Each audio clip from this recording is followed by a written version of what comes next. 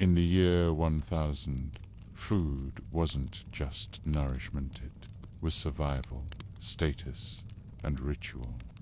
From the humble meals of peasants to the grand feasts of kings, every dish told a story about life in the Middle Ages. Today, we're stepping into that world of rustic bread, roasted meats, and candlelit banquets. If you enjoy uncovering history's hidden flavors, make sure to like this video and subscribe. It truly makes a difference. And tell me in the comments, what time of day are you listening? Now, before you drift into sleep, let's journey into the very heart of the medieval table. In the year 1000, food was not a matter of luxury or choice in the way it might be imagined today.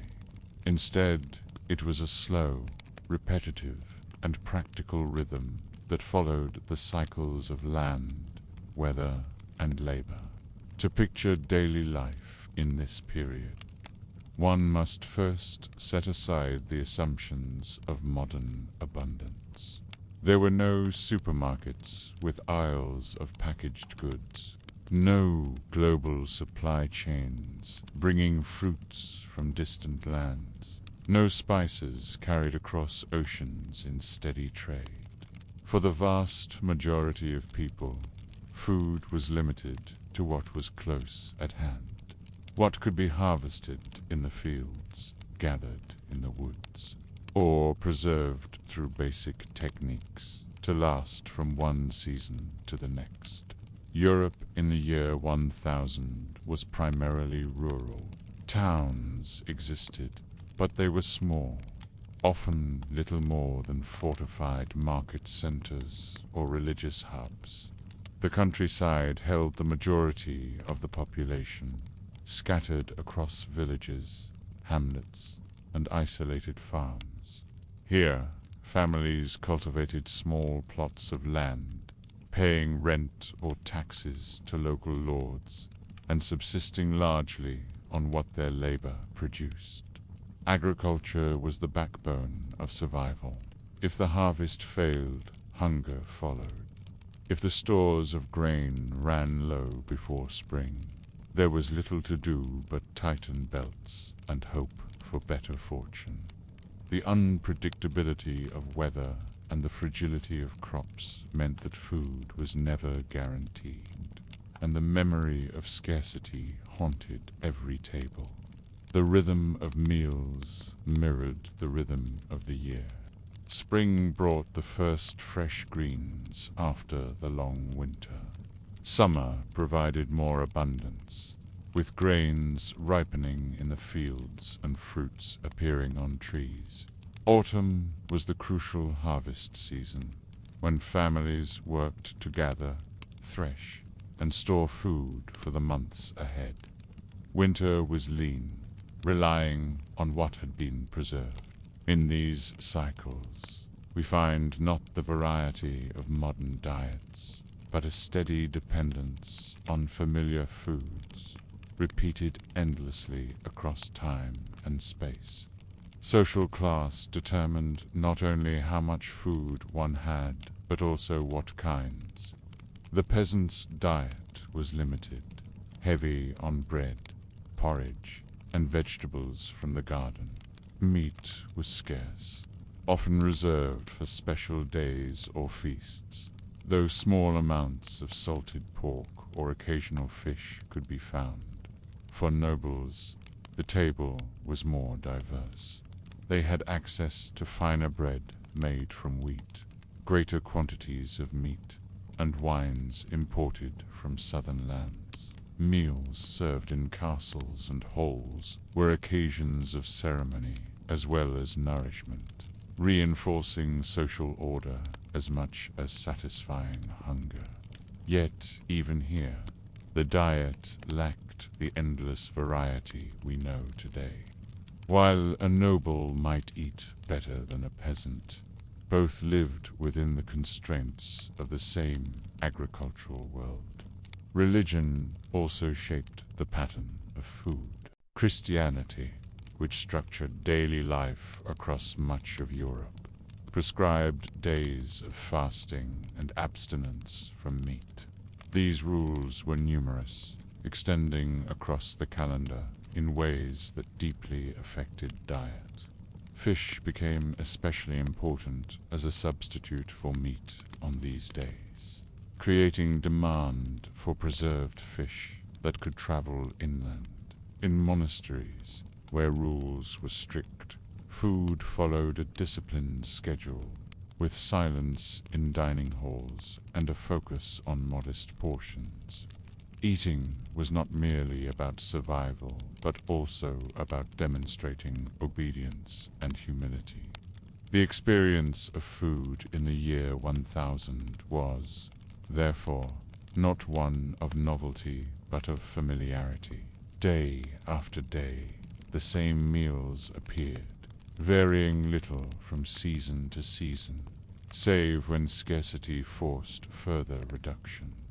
To eat was not to indulge, but to endure.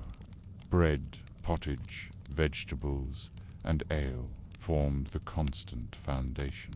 Occasional additions, cheese, fish, a piece of fruit, or a small cut of meat, were welcome but not daily expectations. The tools and spaces of dining reflected this simplicity. In peasant homes, families gathered around the hearth, eating from shared bowls or wooden trenchers. Knives were common. Spoons appeared in various forms, but forks were rare. In noble halls, meals were larger, with servants bringing platters and pouring wine. But even here, the implements were modest compared to modern standards. The act of eating reinforced bonds of family, community, and hierarchy, but the food itself remained grounded in necessity. To imagine the year 1000 is to imagine a world where food was a constant concern, where hunger was close, and where satisfaction meant nothing more than a stomach filled with bread and broth. It was not glamorous, not indulgent, not endlessly varied, but it was the rhythm of life, repeated daily, quietly sustaining millions of people whose names and stories are now forgotten. And in that repetition, in that unchanging cycle of bread, porridge, vegetables, and ale, lies a history that may seem boring today, yet carried the weight of survival then. In order to understand what food was like in the year 1000, it is important to recognize how geography and climate shaped daily meals. Unlike today, when goods travel thousands of miles by ship or plane, medieval food was intensely local. What a person ate was determined almost entirely by the land around them. Soil type, rainfall, temperature, and regional resources decided whether a community relied more on grains, vegetables, fish, or livestock. These natural boundaries defined the limits of diet and kept variety narrow. Northern Europe, with its cooler climate and shorter growing seasons, was less hospitable to crops such as wheat. Here, people relied more heavily on hardier grains like rye, barley, and oats. Bread made from these grains was darker and denser, but it was dependable. In the colder north, livestock also played a somewhat greater role, not in daily abundance, but as a source of milk, butter, and cheese. In contrast, southern Europe, with its warmer climate, could produce wheat more easily. This allowed for lighter breads, finer flour, and larger harvests. Grapes thrived in these climates, providing wine which became central to the diets of the wealthier classes in southern regions. Olives, too, were a defining feature of the Mediterranean, producing oil that served both culinary and practical uses. Climate not only dictated crops, but also determined risks. Harsh winters in the north meant that food stores had to last longer, with greater reliance on preservation. Salting, smoking, and drying were more common in these areas. In southern regions, where the climate allowed for multiple harvests or longer growing seasons, scarcity was still present, but the risks of famine were reduced by a slightly broader agricultural base. Still, no region was free from hunger. A poor harvest in any climate meant trouble, and weather remained unpredictable everywhere. Geography also shaped access to fish and seafood. Communities near rivers, lakes, or coastlines could supplement their diets with fish. Inland villages, unless linked to trade, had less access and relied more heavily on preserved fish imported from coastal areas. For northern Europe, the North Sea and the Baltic were important sources, while the Mediterranean provided a steady supply to southern regions.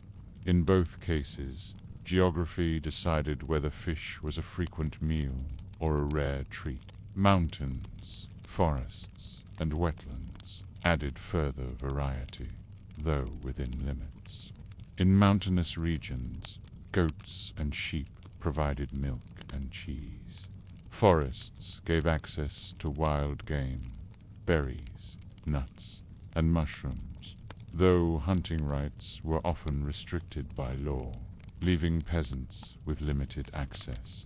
Wetlands and marshes supplied fish, waterfowl, and reeds that could be used for both practical and culinary purposes. But all of these resources depended on location. A family's menu could look entirely different simply based on where their village happened to stand on the map. Climate change, even subtle shifts, could have devastating effects. The medieval climate around the year 1000 was relatively mild compared to later centuries, yet still subject to irregularities. A year of too much rain could rot crops in the field, while a year of drought could reduce yields to almost nothing. Harsh winters killed livestock and froze stored grain. Communities lived at the mercy of these patterns. A single bad year strained resources. 2 or 3 in a row created famine. Geography might provide opportunities, but climate could erase them quickly. Religious and political geography also played roles. The Christian calendar imposed fasting days across Europe, requiring substitutes for meat. Regions near coasts benefited by relying on fresh fish, while inland communities required preserved fish to meet the same obligations. This created early networks of trade as geography forced exchange. Political geography, who controlled which lands and which territories could trade, freely also mattered. Borders, tolls, and feudal obligations shaped what food reached a village. A region rich in grain might still face scarcity if rulers demanded heavy taxes or exports. Seasonality, tied to geography, reinforced the rhythm of life. In northern climates, the hunger gap of spring was particularly dangerous. The old harvest was running out, while the new harvest had yet to arrive. In southern regions, this gap was shorter, but it still existed. Geography and climate ensured that people ate not according to desire, but according to season. Cabbage might dominate in one month, peas in another. Fruits were brief luxuries, tied tightly to their natural ripening. Preservation extended the reach of some foods, but the rule of seasons was inescapable. To live in the year 1000 was to live with geography always present at the table. Soil dictated bread, climate dictated preservation. Rivers and seas dictated whether fish appeared on the plate. Mountains and forests dictated whether cheese or venison could be part of the diet. There was no separating food from land. What one ate was what one's region allowed, and nothing more. This unbreakable tie between geography, climate, and diet shaped every meal, every fast, every feast, and every hunger. To understand food in the year 1000, one must also understand agriculture. Farming was not only the main occupation of the vast majority of people, but also the foundation of diet. Every loaf of bread, every pot of porridge, every piece of cheese, and every cup of ale came from the labor of fields, animals, and hands. Subsistence was the rule. Families grew what they could, consumed what they produced, and hoped that their stores would last until the next harvest. Agriculture in this period was labor-intensive and dependent on simple tools. Wooden plows, sometimes reinforced with iron, broke the soil. Oxen pulled these plows slowly, while men guided them. Seeds were scattered by hand, often unevenly, and growth depended heavily on weather. Harvesting was also manual. Sickles and scythes cut grain, which was gathered in bundles, threshed to remove kernels, and stored in granaries or pits. Every stage required hours of labor, and the results were never guaranteed. The agricultural year followed a strict cycle. In spring, fields were prepared, seeds sown, and gardens planted. Summer was a time of maintenance weeding, protecting crops, and tending animals. Autumn was the most critical season, bringing harvest. Families worked from dawn until dusk to gather grain, fruits, and vegetables, and to preserve them before the onset of winter. Winter was the season of waiting, consuming what had been stored, and hoping it would last until spring. This cycle defined not only food, but the rhythm of life itself. Livestock contributed to subsistence, but in limited ways. Cows, goats, and sheep provided milk, which could be transformed into butter and cheese. Chickens laid eggs, though egg consumption varied by season and by religious regulation.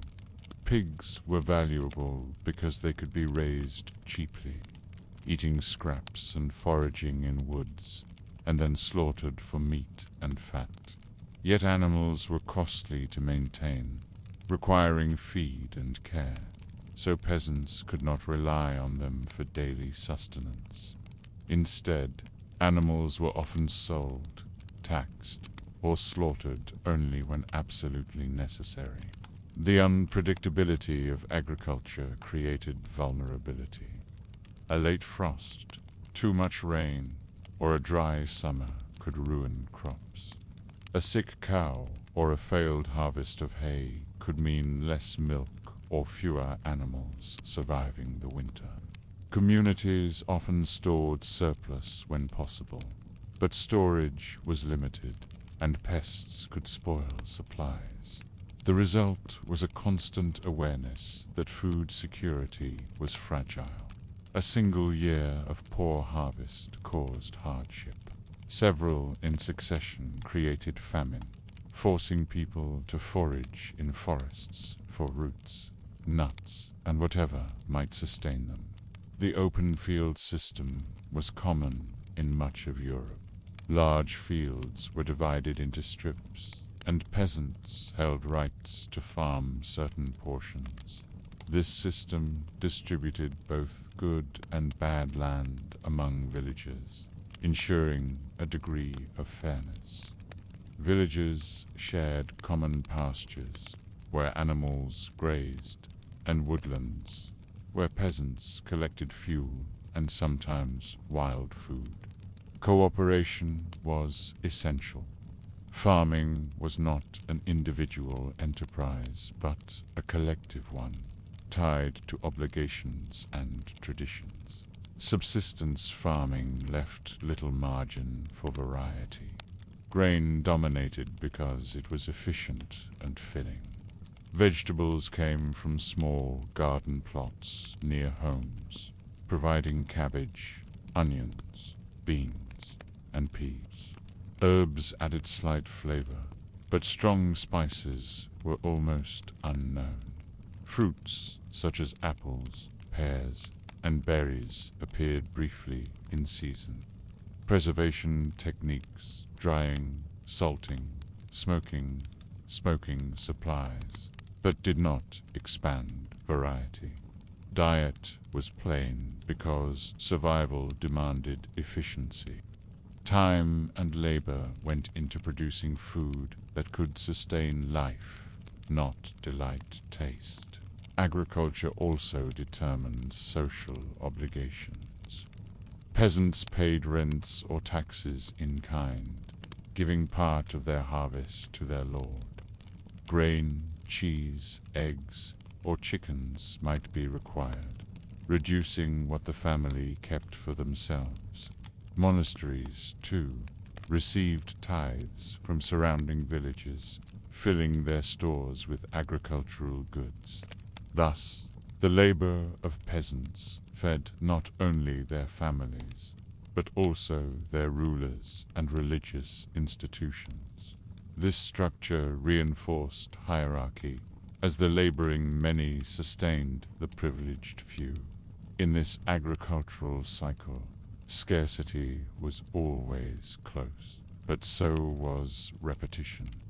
People ate the same foods, not because of preference, but because those were the foods their land could provide. Bread, porridge, vegetables, ale, and occasional dairy or meat formed a narrow but enduring foundation. Subsistence farming created monotony, but it also created continuity. Generation after generation lived within the same cycles, repeating the same work and consuming the same meals. To live in the year 1000 was to live at the mercy of fields and seasons.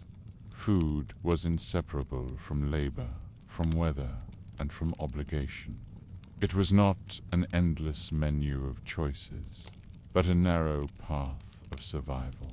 And yet, in that subsistence, communities endured, sustained by the steady rhythm of agriculture that placed bread on the table, pottage in the pot, and ale in the cup.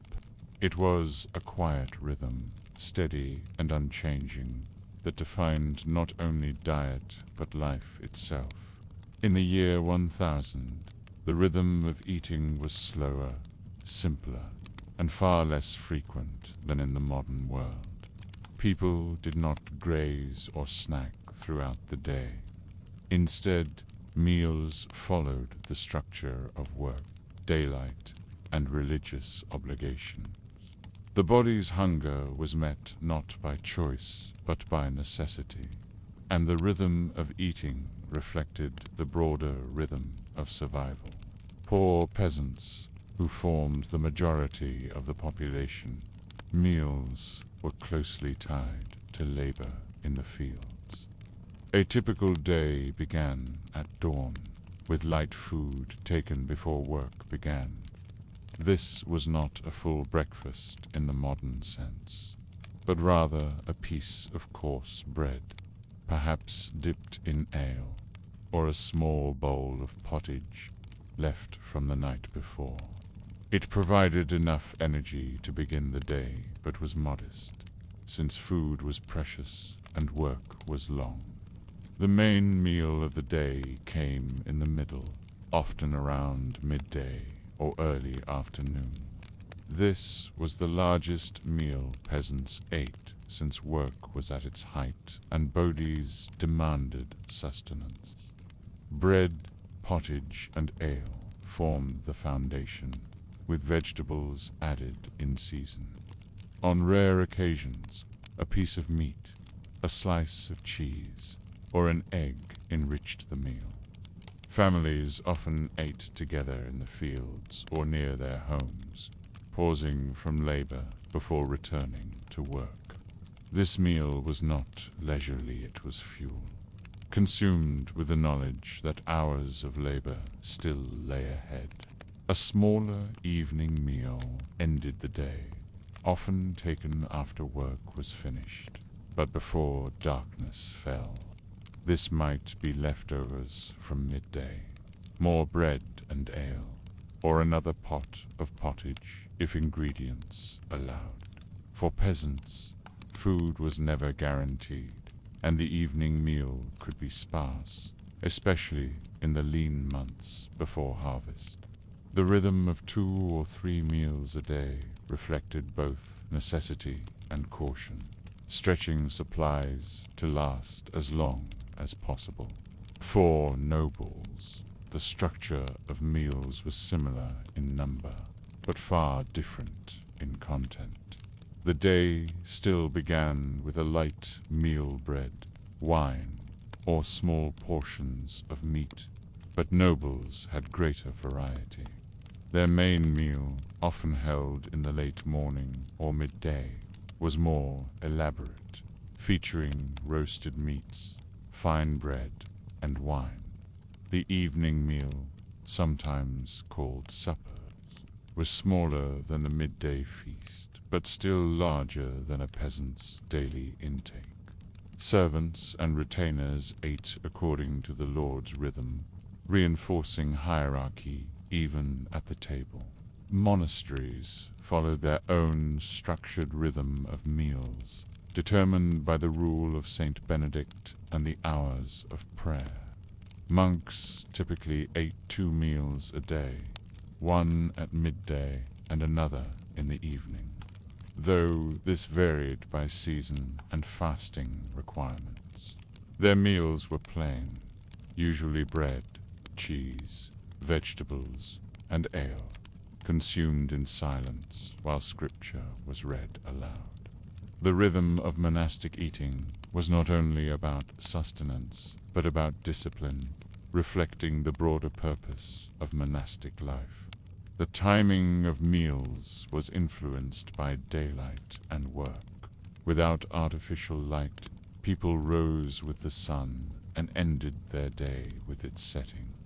Meals fit within this rhythm. Breakfast was early, if it existed at all. The main meal came while the sun was high, and supper was finished before night. Religious fasting added another layer, sometimes delaying meals or reducing them in size. Lent, for example, required 1 meal a day, eaten later in the afternoon. These variations tied food to faith as much as to labor. Snacking was rare. Food was too valuable to be consumed casually, and meals were communal events, reinforcing family and community bonds. Children might nibble on bread between meals, but the idea of constant eating was foreign. The rhythm of hunger was accepted as part of life. People expected to feel hungry before they ate, and meals marked the transition from work to rest, from silence to conversation, from fasting to fulfillment. The psychological weight of daily meals was significant. For peasants, the midday meal was often the day's only real moment of satisfaction, breaking long hours of toil. For nobles, meals reinforced status, offering opportunities to display wealth and hospitality. For monks, meals were spiritual discipline, part of the rhythm of devotion. Across all classes, meals defined the day, structuring time itself. To imagine daily meals in the year 1000 is to imagine simplicity and order. Bread broken in the fields, pottage simmering over hearth fires, ale poured into wooden mugs, and meals taken together in silence or in laughter. It is to imagine hunger accepted as normal, food valued as survival, and the rhythm of eating tied to work, faith, and season. The monotony was profound, but within that monotony lay structure, a rhythm that sustained not only bodies, but the very fabric of medieval life. In the year 1000, the act of eating was not only about survival, but also about behavior, ritual, and respect. Meals followed unwritten codes of etiquette that reflected social order, religious values, and community ties. To eat in the wrong way was not merely rude, it could mark someone as untrustworthy, unrefined, or even sinful, whether in a peasant cottage, a monastery refectory, or a noble hall. Meal manners served as constant reminders that food was both necessity and culture. In peasant households, etiquette was simple but meaningful. Families ate together around a hearth or wooden table, often from a shared pot of pottage. Each person had a wooden spoon, sometimes a knife, but forks were unknown in most of Europe. Bread doubled as a utensil, used to scoop or soak broth. Sharing was expected, since resources were scarce. Children were taught early not to waste, not to grab greedily, and to wait their turn. Respect for elders shaped behavior. The head of the household often received the largest or best portion, while younger members ate what remained. These customs reflected hierarchy within the family, reinforcing order even at the simplest meal. In monasteries, meal etiquette was strict and codified. Monks ate in silence in the refectory, seated in rows, while one brother read scripture aloud. Talking was forbidden, reinforcing discipline and humility. Each monk received his portion, often measured carefully to avoid excess. Hands were washed before meals, and food was eaten slowly, without indulgence. Bowls, spoons, and bread were used with order and restraint. These practices reflected the monastic ideal of moderation, ensuring that even the act of eating became a form of spiritual discipline. To eat humbly, without complaint, was to live faithfully. In noble halls, etiquette was elaborate and deeply symbolic. Banquets were public events where behavior reflected status. Guests sat, according to rank, with the lord and honored visitors at the high table, and lesser retainers farther away. Manners mattered. Eating too greedily, speaking with a full mouth, or reaching across others was considered shameful. Guests were expected to wash their hands before meals, often in basins provided by servants, since eating was done largely with fingers. Knives were used for cutting, spoons for broths, and bread served as a trencher or edible plate. Forks, though known in parts of Byzantium, had not yet spread widely in Europe and were viewed with suspicion. The sharing of food at noble tables carried etiquette of its own. A trencher of bread might be shared between two guests, requiring cooperation and courtesy. Sauces were dipped into carefully, and meat was carved by servants before being distributed. Nobles displayed generosity by offering food to guests, while guests displayed gratitude by accepting without complaint. Drinking also carried rules. Goblets of wine were shared, passed carefully, with each guest expected to sip modestly before handing the vessel to the next. These rituals reinforced bonds of loyalty and respect, reminding all that eating was as much about order as about sustenance. Across all classes, religion shaped etiquette. Prayers were said before and after meals, acknowledging food as a gift from God. To waste food was considered sinful, a failure to respect divine providence. Gluttony, one of the 7 deadly sins, was condemned by the Church, and moderation was urged. Even feast days carried rules. Abundance was allowed, but waste and overindulgence were frowned upon. In monasteries and noble households alike, the act of blessing food before eating reinforced the sacred dimension of nourishment.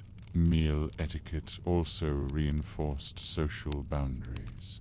In noble halls, the distance between high and low tables reminded everyone of their place. In villages, differences appeared in how food was shared. Wealthier families ate more, while poorer ones contributed less but still took part. The way people ate revealed their status, their values, and their community roles. A guest who violated etiquette risked more than embarrassment. They risked exclusion from the bonds of trust that sustained medieval life. Cleanliness, though limited by modern standards, was also part of meal manners. Washing hands before and after meals was common among nobles and monasteries, less so among peasants, but still practiced when possible. Napkins were rare, so bread or the back of the hand might be used to wipe fingers. This was accepted, provided it was done discreetly. The use of personal knives was common, and sharing utensils required trust. Eating was intimate, but etiquette provided boundaries to make it orderly. The psychological weight of manners was considerable. In a world of scarcity, etiquette restrained greed. In a world of hierarchy, it reinforced order. In a world of faith, it bound meals to prayer. Whether through silence in a monastery, courtesy in a noble hall, or patience in a peasant home, meal etiquette reminded people that food was more than fuel. It was part of culture, morality, and identity. To imagine meal etiquette in the year 1000 is to imagine peasants dipping spoons into a shared pot, monks sitting in silence while scripture was read, and nobles washing their hands before tearing bread at the high table. It is to see order imposed on necessity, ritual imposed on hunger, and meaning imposed on monotony. In every class and setting, the act of eating was shaped by manners, turning food into a lesson as well as sustenance. Beef in the year 1000, the daily meals of peasants were defined less by variety than by endurance. The word that best captures the experience is monotony. For most villagers, meals repeated themselves day after day, season after season, with only occasional interruptions from feast days, weddings, or harvest celebrations. Food was not designed for pleasure, but for survival. It filled stomachs, sustained labor, and stretched meager supplies as far as possible. This monotony shaped not only physical health, but also the mental texture of life, reinforcing the limits of medieval existence. The foundation of peasant diets was bread and pottage.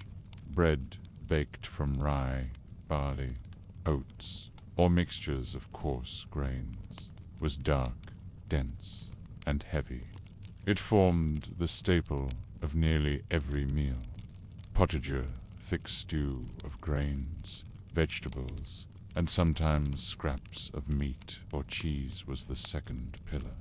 Pottage simmered over the hearth for hours, with ingredients added as available.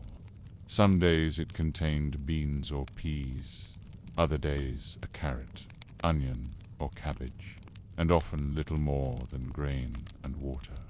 These two foods, bread and pottage, were eaten so consistently that they defined what it meant to eat at all. Variety was limited by season. In spring, fresh greens briefly brightened meals, though these were often wild herbs rather than cultivated vegetables. Summer brought beans, peas, and onions, some eaten fresh, others dried for later. Autumn was the season of gathering, when root crops were stored and pigs slaughtered. Winter reduced meals to preserved foods, dried legumes, salted meat if available, and the ever-present breads. The cycle repeated each year, leaving little room for novelty. For peasants, eating was predictable, and predictability meant security. Protein was scarce, contributing to monotony. Meat appeared rarely, often only after a pig was slaughtered in autumn, or when small animals could be spared. Eggs were sometimes available, but often sold or given as rent to lords. Cheese offered occasional relief, but it, too, was limited by supply. Most meals lacked substantial protein, relying instead on grains and vegetables for sustenance. Even when meat was eaten, it was often boiled into pottage, stretching small scraps across many bowls. The repetition of flavor grain, cabbage, onion dominated the peasant palate. Drinks offered little variation. Ale was consumed daily, weak and cloudy, brewed repeatedly in small batches. Water was available but distrusted. Mead was rare, cider local, and wine almost unknown to peasants.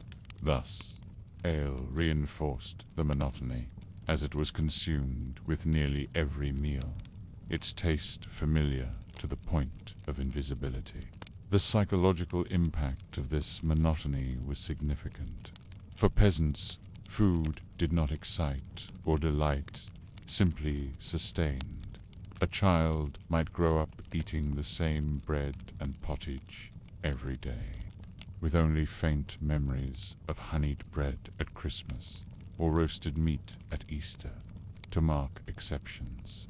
Meals blurred into one another, distinguished less by content than by context. A wedding feast, a harvest celebration, or a saint's day.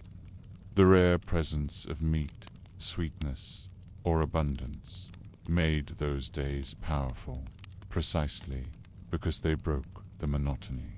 Hunger reinforced this repetition. In lean years, when harvests failed or stores ran low, even the monotony of bread and pottage could not be guaranteed. Families stretched meals thinner, adding more water, fewer ingredients, and smaller portions.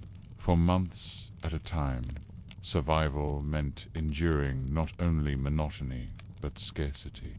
The fear of hunger haunted peasants constantly, making food less about taste and more about endurance. By contrast, Nobles experienced far greater variety, but even their abundance did not erase rhythm. They, too, ate bread, meat, and wine repeatedly, though with spices and sauces that masked repetition. The contrast between noble tables and peasant meals sharpened social divides. For peasants, monotony was imposed by necessity. For nobles, abundance was expressed through variety, even if repetition still existed. The cultural symbolism of monotony was powerful. Religious fasting reinforced the idea that plain food was virtuous, aligning peasant diets with humility and devotion.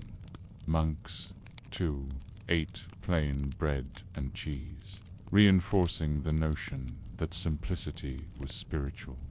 For peasants, this religious framing gave meaning to monotony, transforming endurance into a kind of faithfulness. To imagine the monotony of peasant diets in the year 1000 is to picture dark loaves of bread baked each week, pots of pottage bubbling endlessly, and wooden bowls filled with the same flavors day after day. It is to imagine children growing up with little sense of variety, families eating silently after long days in the fields, and the occasional festival feast remembered for years. Food was fuel, not pleasure, and monotony was its defining feature. Against this background, every rare taste of sweetness or meat carried immense weight, not because it was common, but because it was extraordinary. In the year 1000, hunger was never far away. Even in times of stability, peasants lived close to the edge of scarcity, with little margin for error. A poor harvest, a harsh winter, or the disruption of war could quickly transform survival into desperation. Famines and food shortages were not rare, distant tragedies. They were recurring features of life, feared by all and remembered for generations. To understand medieval food is to understand not only what people ate, but also what happened when food failed. The agricultural systems of the early Middle Ages were fragile. Fields were cultivated with simple tools. Animals provided labor but were limited in number, and knowledge of soil fertility was basic. Crop rotation existed but was not as advanced as in later centuries, meaning fields could become exhausted, reducing yields. A dry summer, heavy rains, or early frosts could devastate harvests. Grain, the foundation of diets, was particularly vulnerable. When crops failed, bread became scarce, and with it, the very basis of survival collapsed. Shortages often appeared gradually. At first, families stretched their stores, adding more water to pottage, baking smaller loaves, or mixing inferior grains, such as oats or chestnuts, into bread. The taste grew worse, but hunger was held at bay. As supplies dwindled, diets grew monotonous and weak. Vegetables could supplement meals, but without bread or grain, calories were insufficient. Children and the elderly suffered first, their bodies less able to withstand scarcity. When food became truly scarce, desperation followed.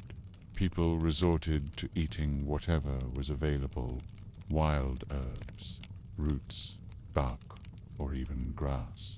Chronicles describe times when famine drove communities to consume foods normally rejected, such as acorns or spoiled grain.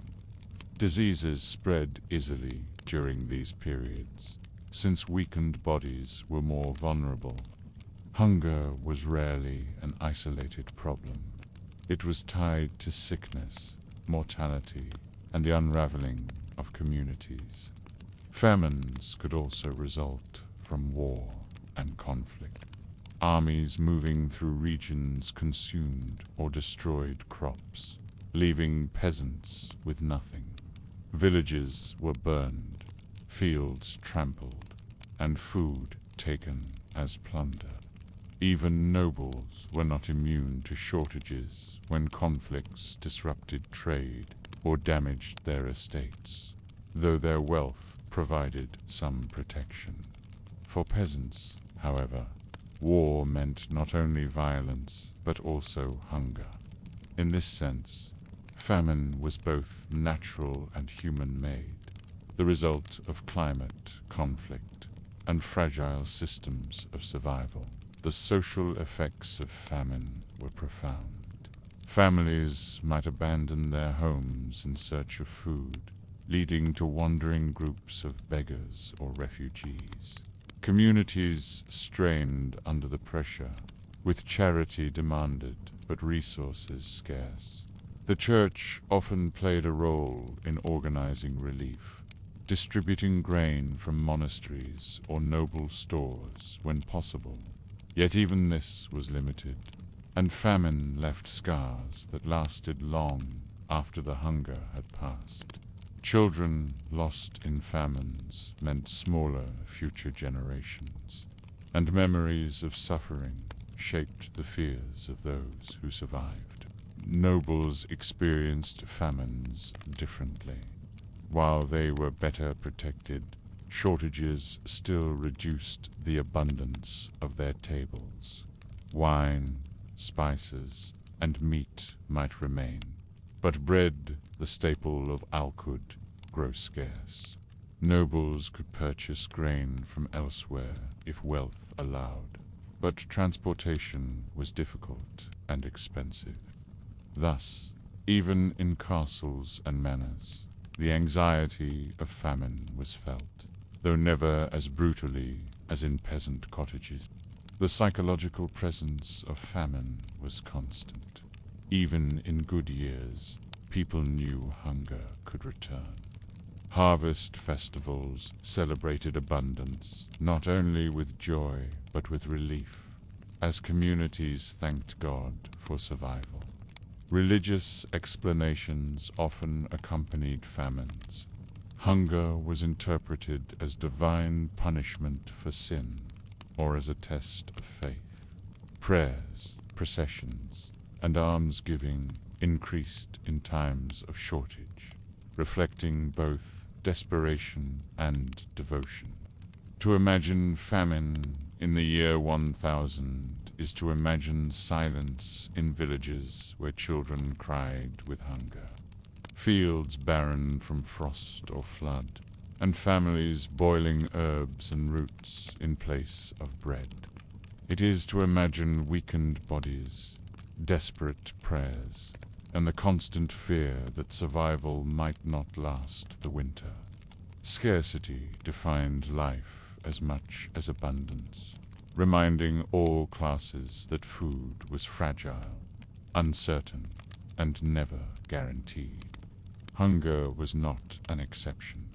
It was a rhythm of medieval existence, as defining as bread itself. In the year 1000, survival depended not only on producing food, but also on preserving it. Without modern storage or refrigeration, the line between abundance and hunger was thinned. Harvests brought temporary plenty, but winter and early spring threatened scarcity. To endure, people had to preserve what they gathered, transforming fragile crops and meats into forms that could last through the lean months. Preservation was not luxury, it was necessity, and every household knew some techniques to keep hunger at bay. The most common method of preservation was drying. Grains such as wheat, rye, barley, oats, and legumes were dried thoroughly and stored in sacks, bins, or pits.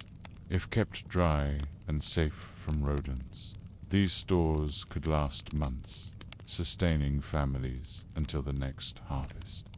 Beans and peas, once dried, became staples in winter, added to pottage or boiled into stews. Fruits, too, could be dried apples, plums, or pears cut into pieces and left in the sun or near hearths.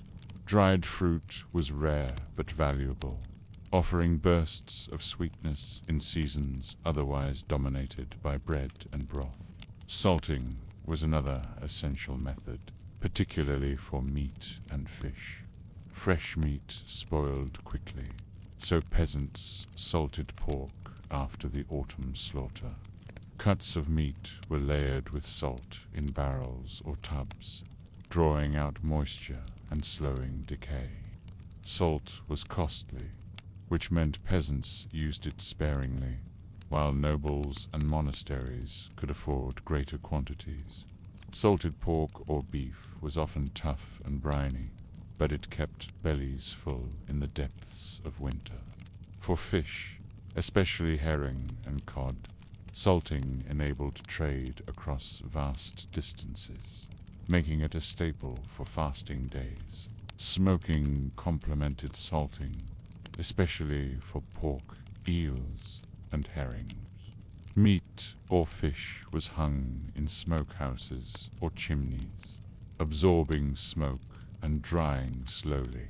The smoky flavor was strong, the texture tough, but the result could last months.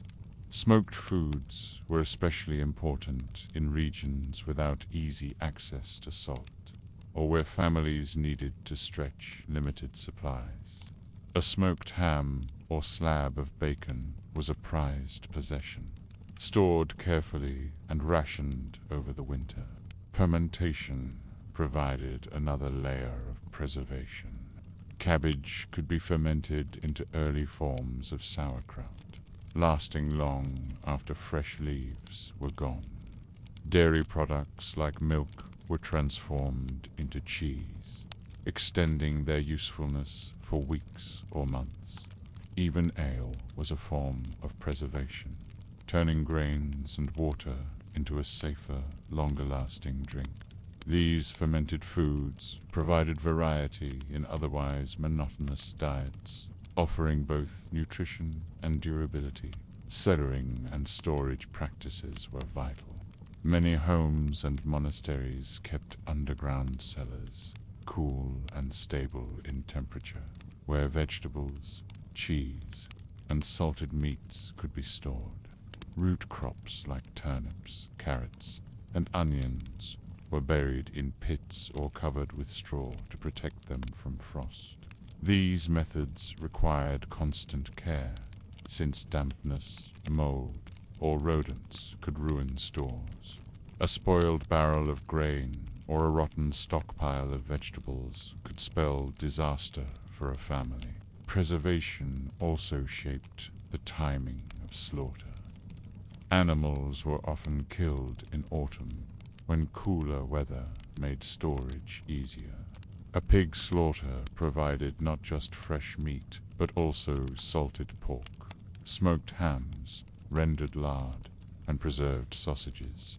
Every part of the animal was used: intestines for sausage casings, fat for cooking or candles, and hides for clothing or tools. Nothing was wasted, because waste could mean hunger. These autumn rituals were community events, where neighbors shared labor and knowledge, ensuring that food would last through winter. For peasants, preserved food was often harsh in flavor but essential. Salted pork was salty and tough, dried beans hard and plain, smoked fish strong and chewy. Yet these foods carried families through the cold months. For nobles, preserved foods were supplemented with fresh game. fruits from storerooms, or imported goods. But even their tables relied on preservation. No household, no matter how wealthy, could live on fresh food alone. The symbolic meaning of preserved food was tied to survival. A cellar full of grain, sacks, or salted meat meant security. An empty storehouse meant fear. Preservation was laborious, but it gave people a fragile sense of control against the uncertainty of weather, war, and famine. The monotony of salted and dried foods was endured gladly if it meant avoiding starvation. To imagine preservation in the year 1000 is to picture smoke curling from chimneys where hams hung, barrels of salted pork stacked in storerooms, sacks of beans piled in cellars, and roots buried beneath straw. It is to imagine families rationing carefully, stretching supplies day after day, always mindful of how long they must last. Preservation was not about taste. It was about endurance, turning fragile abundance into survival across the long, hard months of hunger. In the year 1000, scarcity was not a rare catastrophe, but a recurring challenge. Every household expected lean months, particularly in late winter and early spring, when old stores were nearly gone and new harvests had not yet arrived. Coping with scarcity required resilience, creativity, and discipline. Strategies developed over generations, combining careful planning with desperate improvisation. Survival meant not just producing food, but enduring when food failed. The first and most important coping strategy was rationing. Families stretched their supplies, eating smaller portions and diluting meals with water or filler ingredients. Pottage became thinner, with more broth and fewer vegetables or grains. Bread was cut into smaller slices, and meals were reduced from 3 to 2 a day, or even 1. Parents often gave larger shares to children and laborers, while elders took less. These small adjustments bought time, allowing stores to last longer. Another strategy was foraging. Villagers turned to the natural world, gathering wild plants, nuts, and roots to supplement meals. Nettles, dandelion greens, sorrel, and wild onions could be boiled into soups. Acorns, chestnuts, and hazelnuts were collected and ground into coarse flour or eaten directly. Roots like parsnips or turnips could be dug from the earth, though these were scarce in late winter. Foraging required knowledge passed down through generations, knowing which plants were edible, which were poisonous, and where to find them. It was never enough to replace grain, but it softened hunger. Stretching grains was another method. Instead of pure wheat or rye, families mixed flours with oats, beans, peas, or even ground bark to produce bread. These loaves were coarse, dark, and difficult to digest, but they provided calories. Such bread was a mark of desperation, remembered as famine bread in later chronicles. Its taste was bitter, but its function was survival. Communities also relied on sharing and charity. Neighbors helped one another when possible, lending grain or sharing meat from a slaughtered animal. Monasteries distributed alms, giving bread or soup to the poor. Lords, too, were expected to provide some relief, opening their granaries or distributing food during severe shortages. These acts reinforced bonds of loyalty and faith, though they were limited by the resources available. For many peasants, charity was the only buffer against complete starvation. Scarcity also forced changes in labor and behavior. Families conserved energy, reducing physical work when food was short. Children were kept from heavy labor, and adults slowed their pace in the fields. Communities might delay certain tasks until after harvest, when food returned. In this way, scarcity reshaped not only meals, but the rhythm of life itself, pressing people into endurance and patience. At times, scarcity drove people to consume foods normally avoided. Bark, moss, or animal hides were boiled to extract any nutrition. Horses, dogs, or other animals not normally slaughtered might be killed for meat. Chroniclers describe desperate communities eating unclean or spoiled food, risking illness to stave off hunger. Such measures reflected the extremity of famine, where survival overrode taboo. Migration was another response. Families or individuals left their villages in search of food, moving toward monasteries, towns, or regions less affected by famine. These movements strained communities, creating waves of beggars or refugees. Some found relief, while others perished on the road. Scarcity, therefore, not only threatened individual households, but also reshaped populations. Religion provided psychological coping mechanisms. Scarcity was often interpreted as divine punishment or a test of faith. Communities responded with prayers, processions, and fasting rituals reframed as spiritual endurance. Monks and priests urged patience and repentance, reminding people that suffering had meaning within God's plan. Faith gave scarcity a framework, turning despair into devotion, even if it did not fill empty stomachs. Despite these strategies, scarcity always left scars. Children weakened by hunger often did not survive. Those who did might carry stunted growth or chronic illness into adulthood. Families who lost stores of grain or livestock sometimes never recovered. Scarcity was not just a temporary hardship, but a force that shaped lives, families, and communities for generations. To imagine coping with scarcity in the year 1000 is to imagine bowls of thin broth eaten in silence. Families gathering wild greens by the roadside, and loaves of coarse bread made from bark and beans. It is to imagine neighbors sharing scraps of food, monks distributing bread at monastery gates, and refugees walking muddy roads in search of sustenance. Scarcity was endured through rationing, foraging, sharing, and prayer.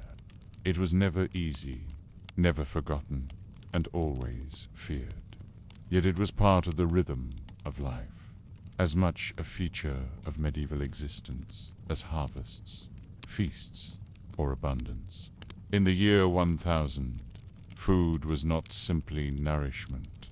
It was a marker of identity, a way of showing who you were, where you came from, and what place you held in society.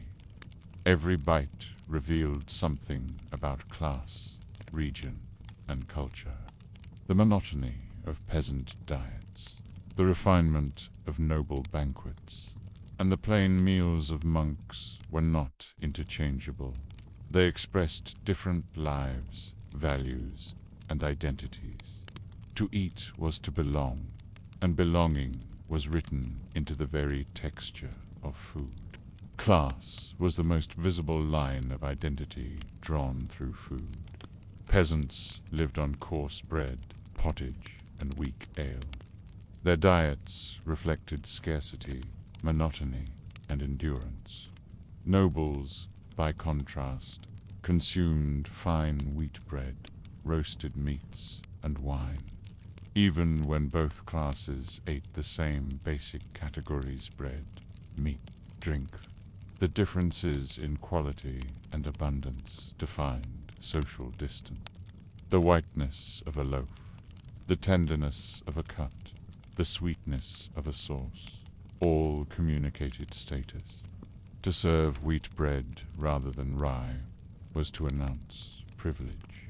To drink wine rather than ale was to display refinement. Food spoke the language of hierarchy more clearly than words.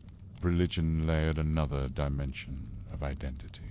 Fasting days, nearly half the year, created rhythms of abstinence that united communities while also distinguishing them. To eat fish instead of meat was to obey the church and identify as Christian.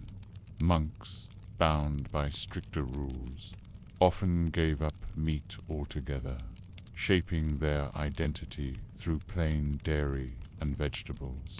Nobles could obey the same fasting rules, yet soften them with costly substitutes like almond milk or imported fish, marking both devotion and privilege.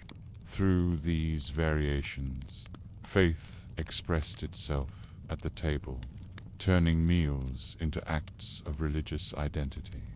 Regional differences also shaped identity. In Northern Europe, butter and ale were staples, while in the Mediterranean, olive oil and wine defined diets.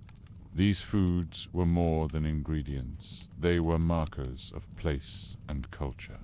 A traveler moving from one region to another could taste the shift in geography and climate through what was served. To eat butter was to live in the north. To eat oil was to live in the south. Food tied people to landscapes, making geography a part of identity as surely as language or dress. Communal meals reinforced belonging. In villages, families gathered around shared pots of pottage. Neighbors contributed to harvest feasts, and weddings were marked by collective meals. These events reminded peasants that food was not private but shared, linking identity to community. To eat from the same pot was to affirm bonds of kinship and cooperation. In noble halls, banquets reinforced identity in another way by displaying hierarchy. Where one sat, what one was served, and how one behaved all reflected one's place in society. Thus, food was not only sustenance, but social script. Even the act of sharing or withholding food carried identity. To give alms to the poor was an expression of Christian duty and charity. To withhold grain in times of famine could mark a lord as cruel or unjust. Food defined not only who you were within your class, but what kind of person you were perceived to be. Generosity at the table built reputations, while greed or waste brought shame. Symbolism deepened these associations. Honey represented sweetness, blessing, and festivity, while coarse bread symbolized humility and survival. Meat symbolized wealth and power. Fish symbolized obedience and faith. And wine symbolized refinement and culture. Every food carried meaning, and those meanings reinforced identity. A peasant eating dark rye bread identified with labor and endurance. A monk eating cheese in silence identified with discipline and humility. A noble drinking wine identified with prestige and refinement. Food turned identity into daily practice. The monotony of diets did not erase identity, it reinforced it. Peasants might eat the same bread every day, but that bread told them who they were. It marked their place in society and tied them to their land. Nobles might eat richer foods, but their repetition also reinforced their status. Each group's diet reminded them of their belonging, their obligations, and their differences from others. To imagine food as identity in the year 1000 is to imagine peasants dipping bread into pottage, nobles tearing manchet at a high table, and monks consuming cheese in silence. It is to see butter in the north, olive oil in the south, fish on fasting days, and honey on feast days. It is to understand that every meal, no matter how plain, carried meaning. Food was never neutral. It was a daily declaration of who you were, what you believed, and where you belonged. In the year 1000, food did more than sustain it separated. What people ate, how they ate it, and with whom they shared it, defined the boundaries of class, wealth, and power. A meal was not just a practical act, but a visible marker of hierarchy. Every table, whether in a peasant cottage, a monastery, or a noble hall, reinforced the lines that divided society. Food, in this sense, was one of the most powerful tools for maintaining order and identity in the medieval world. The most obvious boundary was between peasants and nobles. Peasants lived on coarse bread, thick pottage, and weak ale. Their diets simple, repetitive, and filling rather than refined.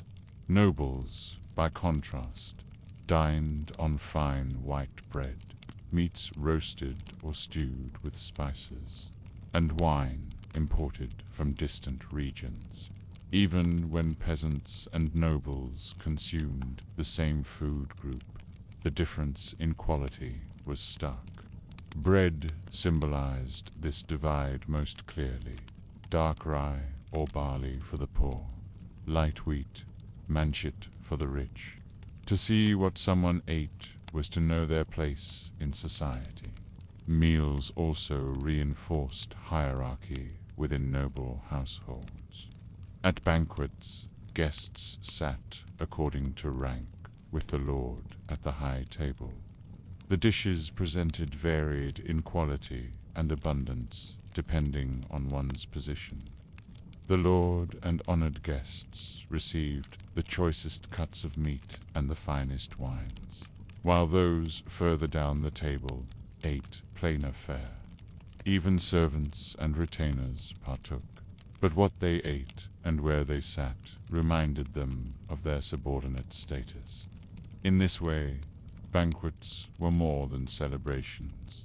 They were rituals of order. In monasteries, boundaries appeared in subtler forms.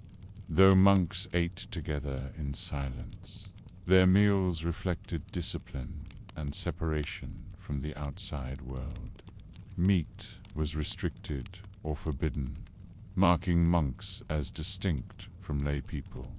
Guests in monastic halls might receive better portions than the monks themselves, reflecting hospitality and humility. Even here, food defined identity, setting monks apart as men of devotion, whose diet symbolized restraint. Food also defined boundaries between regions and cultures. Northern Europe relied on butter and ale, while the Mediterranean centered on olive oil and wine. These dietary patterns created cultural boundaries, shaping identity in ways as significant as language or law. A traveler moving from one region to another could taste the difference immediately, marking the boundary between north and south, not only in geography but also in cuisine. Food tied people to place, reinforcing distinctions between communities. Boundaries were also drawn through fasting rules. On designated days, meat was forbidden and fish replaced it. Observing these rules marked one as obedient to the church, while failing to do so could bring suspicion or punishment. Nobles demonstrated piety by consuming elaborate fish dishes, while peasants ate plain salted herrings. Both obeyed the same rule, but the difference in preparation reinforced class boundaries even within shared practice. Even within villages, food drew social lines. Wealthier peasants ate more cheese, eggs, or meat, while poorer families relied almost entirely on bread and pottage. During communal feasts, contributions revealed status. Those who brought a pig or poultry displayed wealth, while those who offered only bread revealed poverty. Sharing bound the community, but it also exposed inequality.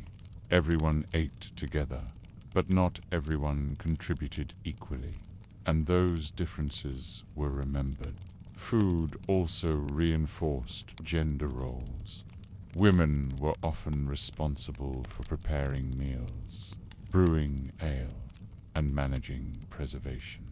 Men hunted, farmed, or provided meat when possible. These divisions were not rigid, but they marked boundaries within households. A woman's skill in cooking or brewing shaped family survival, while a man's success in farming or hunting shaped what food entered the home. Thus, identity through food extended beyond class and into the structure of daily life. The symbolic meanings of food deepened these boundaries. Meat symbolized wealth and privilege, fish symbolized obedience, and bread symbolized survival. Honey represented festivity, while ale represented community. Each food carried associations that reminded people of their place. A peasant eating dark bread knew he was not a noble. A monk eating cheese in silence knew he was not a layman. A noble sipping wine knew he was above the masses who drank ale. Boundaries were drawn with every bite. To imagine food and social boundaries in the year 1000 is to imagine peasants eating coarse bread in cottages, monks sharing plain cheese in refectories, and nobles tearing manchet at high tables. It is to see lords receiving roasted venison, while servants ate scraps. It is to see villages celebrating together, yet divided by who brought what to the feast. Food was never neutral. It was always a marker of order, a visible boundary that reinforced medieval society's divisions. To eat was not only to live, but also to know one's place. In the year 1000, food was more than nourishment in the present moment. It lived on in memory and imagination, shaping how people remembered joy, endured hardship, and interpreted their place in the world. A single taste of honey, a rare feast of pork, or a mug of sweet mead could remain in the mind long after the food was gone. In a world of scarcity and monotony, memories of food carried weight. They provided stories, comfort, and identity, reminding people of both blessings and struggles. For peasants, memories of food were often tied to moments of exception. Daily life offered little variety: bread, pottage, ale. and occasional vegetables. Against this monotony, any taste of meat, sweetness, or abundance became unforgettable. A child tasting honeyed bread at Christmas might carry that memory for years, retelling it as proof of festivity and blessing. A wedding feast, with roasted meat and stronger ale, became a story repeated across generations, recalled by those who attended long after the bride and groom had passed. These memories were not simply about taste, but about community, marking moments when ordinary life was interrupted by joy. Memories of scarcity were equally powerful. Famines and shortages etched themselves into the imagination of survivors. Elderly peasants recalled years when bread was made from acorns or bark, when hunger drove families to eat weeds or spoiled grain. These stories were passed down as warnings, teaching younger generations to respect harvests, store carefully, and never waste. The bitterness of famine bread, once tasted, was never forgotten, and it shaped cultural memory as strongly as any feast. Hunger created stories of endurance, binding families together through shared suffering. In noble households, memories of food carried different meanings. Nobles remembered banquets, not because they were rare, but because they were performances of power. Guests recalled feasts where swans were served with feathers reattached, or where wine was spiced with cinnamon and cloves. Such meals became symbols of wealth, retold as proof of a lord's generosity or a family's prestige. Noble children grew up with memories of fine wheat bread and rich meats, contrasting sharply with peasant recollections of coarse loaves and pottage. These differences in memory reinforced the differences in class, as food continued to shape identity even in recollection. Monasteries preserved memory in written form. Monks recorded agricultural yields, meals served, and even shortages in their chronicles. These records ensured that the memory of food extended beyond personal stories into institutional knowledge. They described years of plenty and years of famine, preserving a collective memory that influenced future generations of monks. Within cloisters, the memory of plain meals also reinforced identity. Monks remembered bread and cheese not as deprivation, but as discipline, shaping their understanding of devotion. Food memories also lived in ritual and tradition.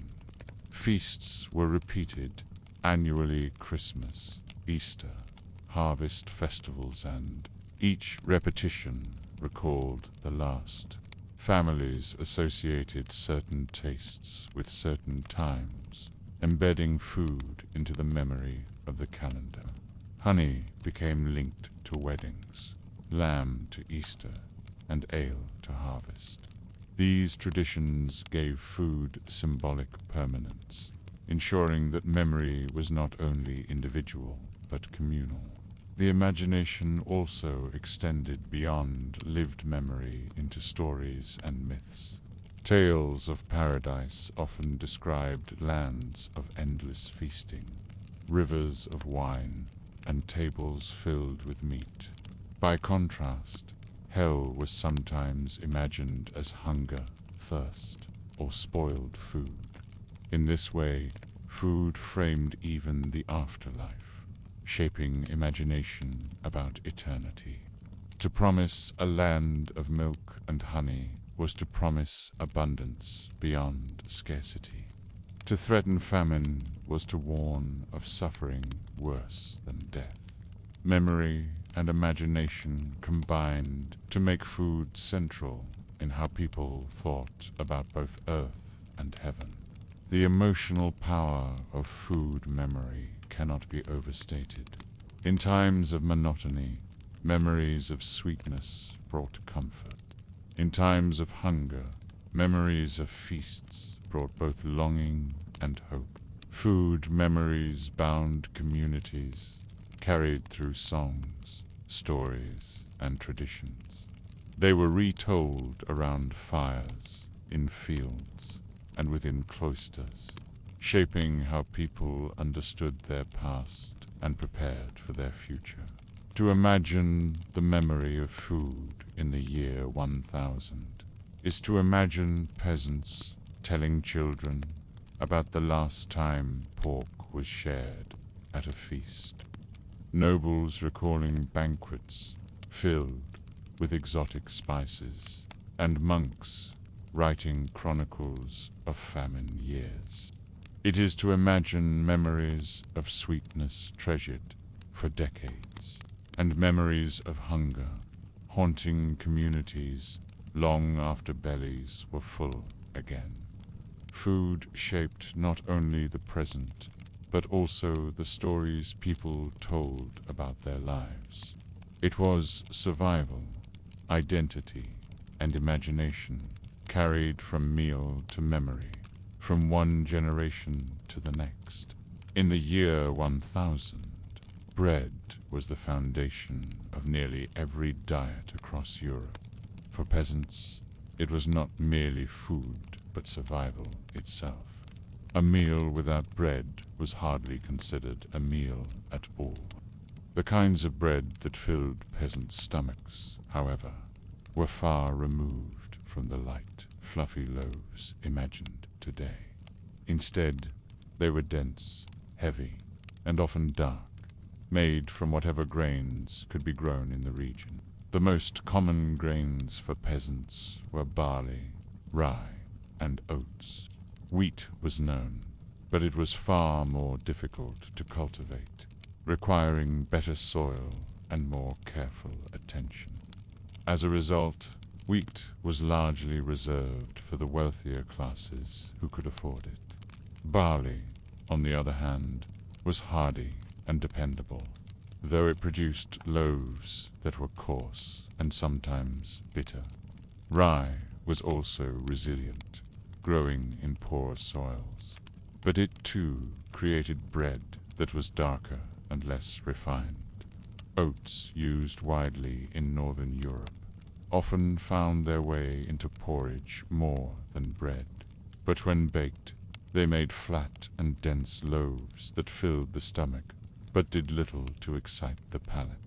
The bread of peasants was often mixed from whatever grains were available, creating loaves that might vary in color, texture, and flavor depending on the harvest.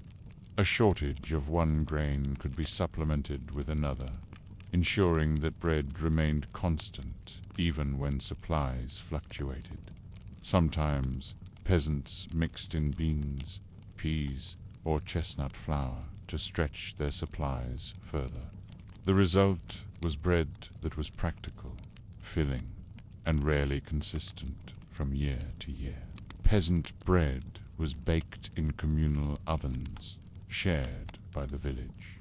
Few homes had the means to maintain their own ovens, since heating them required large amounts of wood. Instead, villagers brought their dough to the common oven, where loaves were baked in batches. This practice reinforced the communal nature of medieval life, as bread-making was not just a private act, but a shared necessity. The smell of baking bread filled the village on certain days, marking time as reliably as bells from the church. Texture was another defining feature. Bread was not soft. It was dense, sometimes so hard that it required soaking in broth or ale to be eaten comfortably. The outer crust could be thick and almost stone-like, while the inside was chewy and heavy. This was food designed to last and to fill, not a delight. Stale bread was common, since loaves often lasted several days before being finished. Nothing was wasted. Even hard crusts could be softened in liquid or ground into crumbs for use in soups and stews. The nutritional value of bread was central. It provided the bulk of calories in the peasant diet, sometimes as much as 70 to 80%. Without bread, other foods could not sustain the population.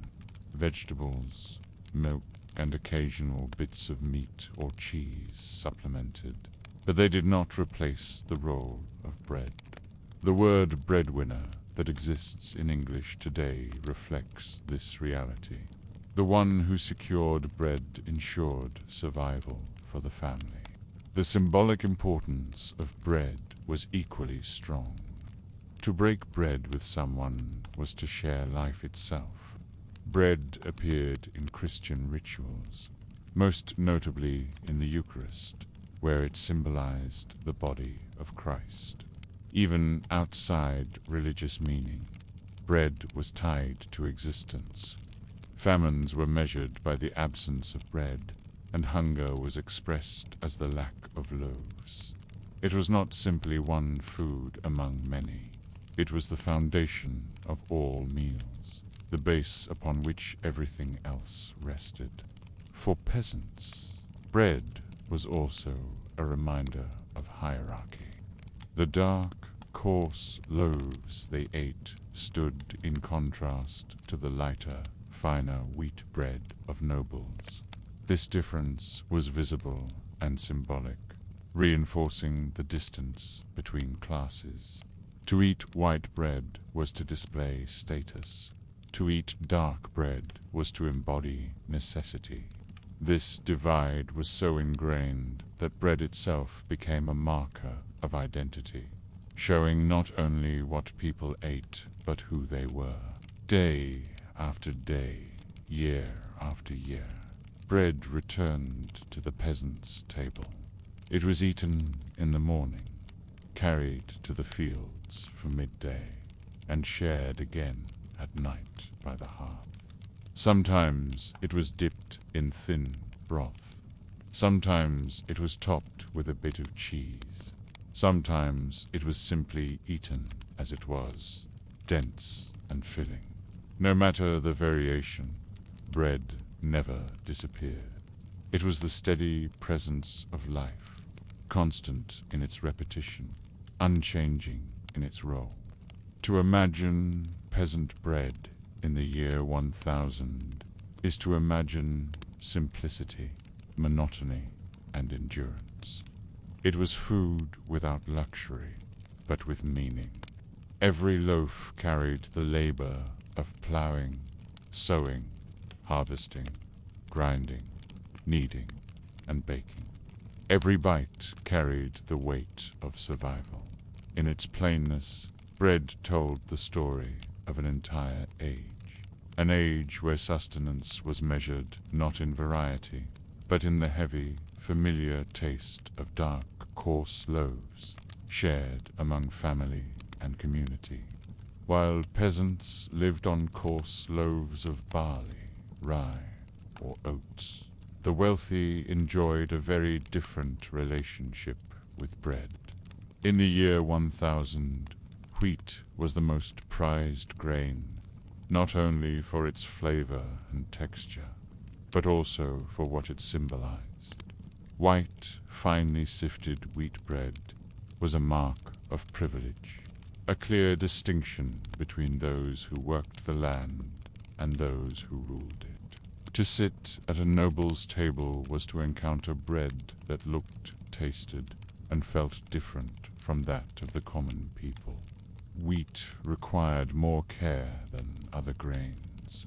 It needed richer soil, more favorable weather, and more careful cultivation.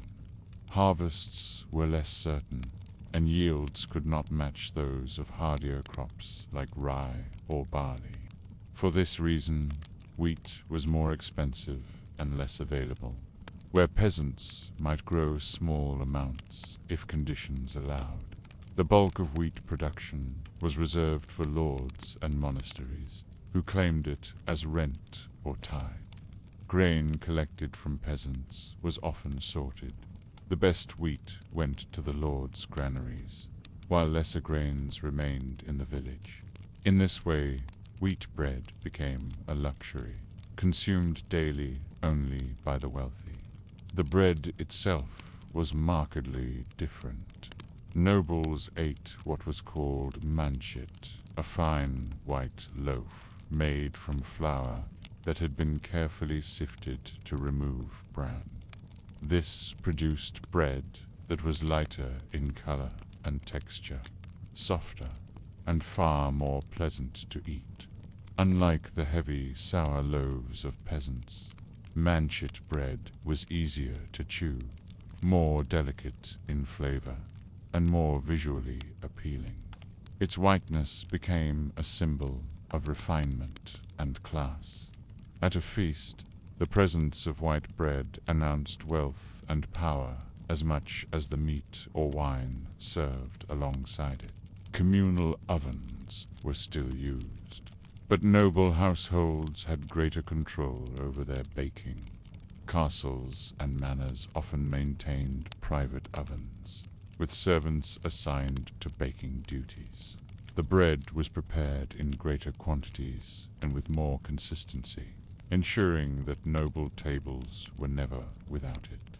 Unlike peasants, who sometimes had to stretch their loaves with beans, peas, or chestnuts, nobles could afford to bake pure wheat bread, further emphasizing its exclusivity.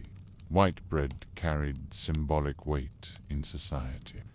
It was a visible marker of hierarchy, distinguishing the noble class from the laboring poor. To be offered wheat bread was to be honored. To eat it daily was to live in privilege. Religious ceremonies also reinforced its importance. In the Eucharist, wheat bread was required, linking the holiest ritual of the Church to the finest grain. Thus, nobles, clergy, and wealthy merchants consumed not only better bread, but also bread imbued with spiritual and cultural significance. The contrast between peasant and noble bread went beyond taste. It was a reminder of inequality baked into the very food that sustained life. When peasants looked upon the white loaves of their lords, they saw more than food. They saw status and distance.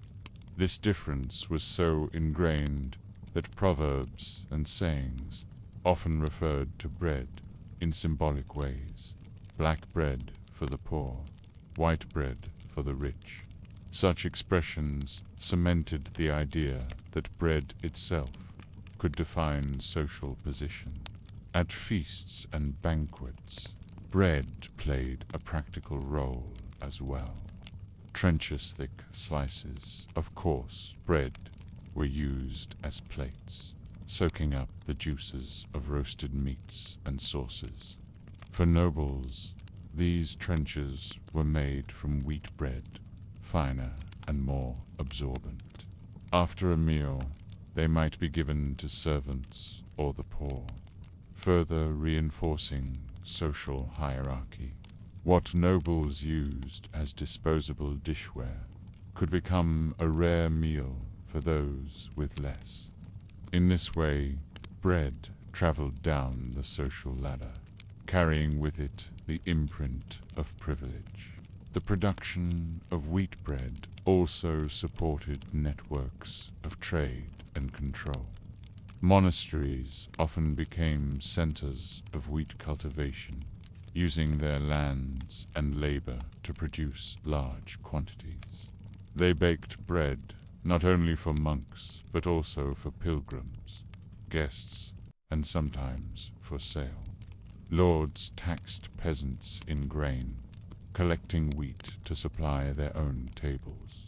This concentration of wheat in the hands of the powerful reinforced dependence, ensuring that peasants remained tied to their lords, not only through land, but through food. To eat white bread in the year 1000 was to participate in a world of privilege. It was softer, lighter, and more pleasant, but it was also symbolic. It marked separation between those who had and those who had not. For peasants, bread meant survival. For nobles, bread meant distinction. The difference was not simply in taste, but in meaning. Every loaf carried a message. Wheat belonged to the wealthy, while barley and rye belonged to the poor. And yet, despite its refinement, wheat bread was still bread. It carried the same fundamental role of sustaining life, filling stomachs, and forming the base of meals. But in its whiteness, in its texture, and in its exclusivity, it told a story of hierarchy as clear as any crown or title. In the world of the year 1000, even bread was a symbol of power, reminding everyone at the table that food was not shared equally, but divided by class, privilege, and tradition. If bread was the backbone of the medieval diet, then porridge, pottage, and gruel were its constant companions. These boiled dishes, humble in form and modest in flavor, were the daily fare of peasants across Europe in the year 1000. They required fewer resources than bread, could be stretched to feed entire families, and could accommodate whatever ingredients happened to be available. In their plainness and repetition, they defined much of medieval eating. Porridge was the simplest, made from oats, barley, or sometimes millet. It involved little more than grain boiled in water or milk. Its consistency could range from thick to thin, depending on how much liquid was used. In the morning, peasants might begin the day with a bowl of warm porridge, filling the stomach before work began in the fields. It was soft, warm, and plain, but it offered energy to laboring bodies.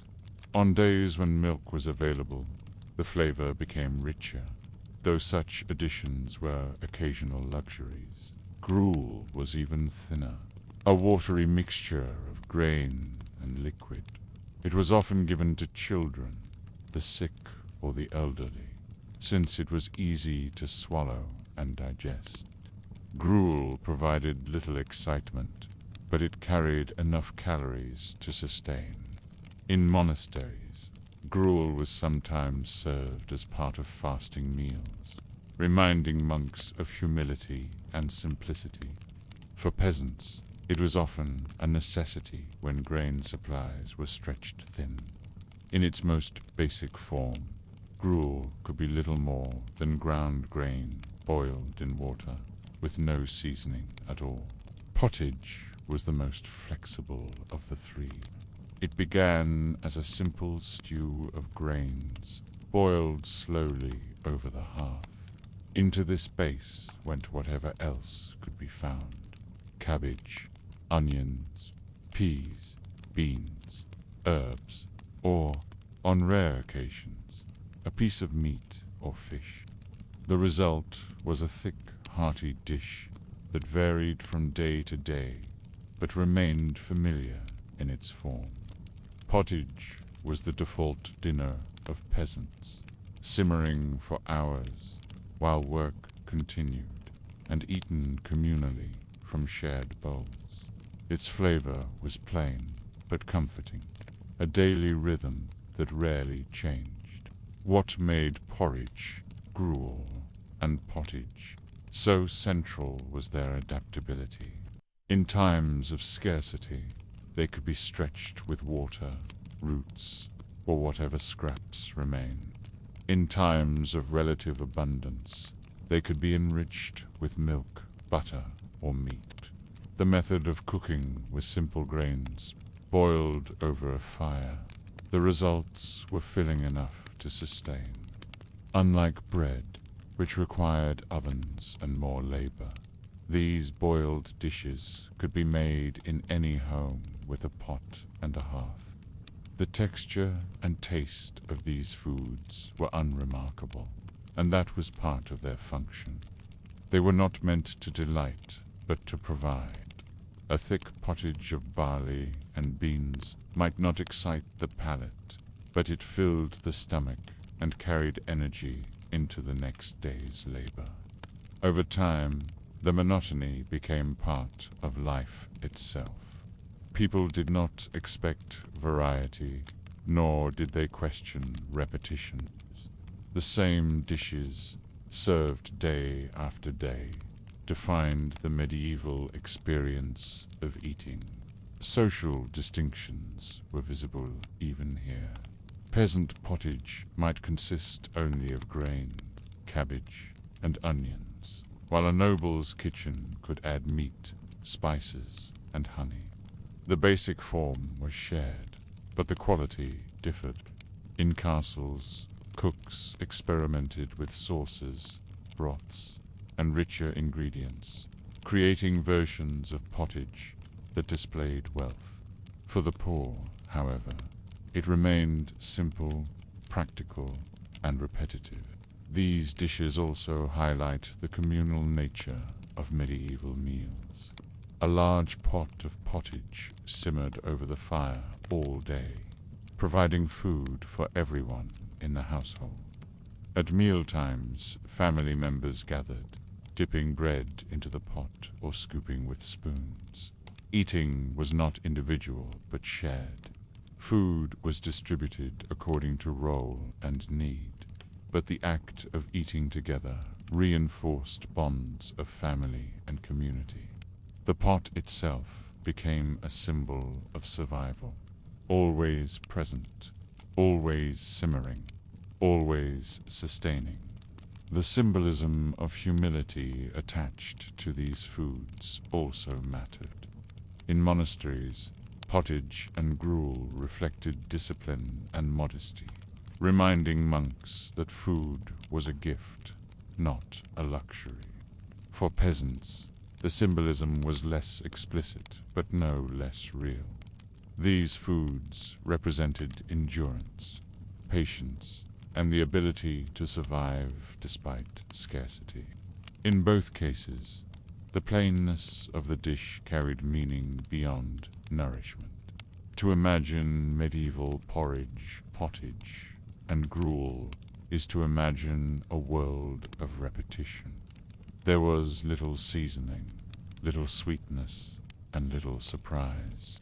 A bowl of porridge in the morning, a pot of pottage in the evening, perhaps some gruel when supplies ran low. This was the rhythm of life. It was boring, predictable, and unchanging. And yet, it was precisely this boring quality that allowed people to survive. In the year 1000, food was not expected to thrill. It was expected to sustain. Porridge, pottage, and gruel did exactly that.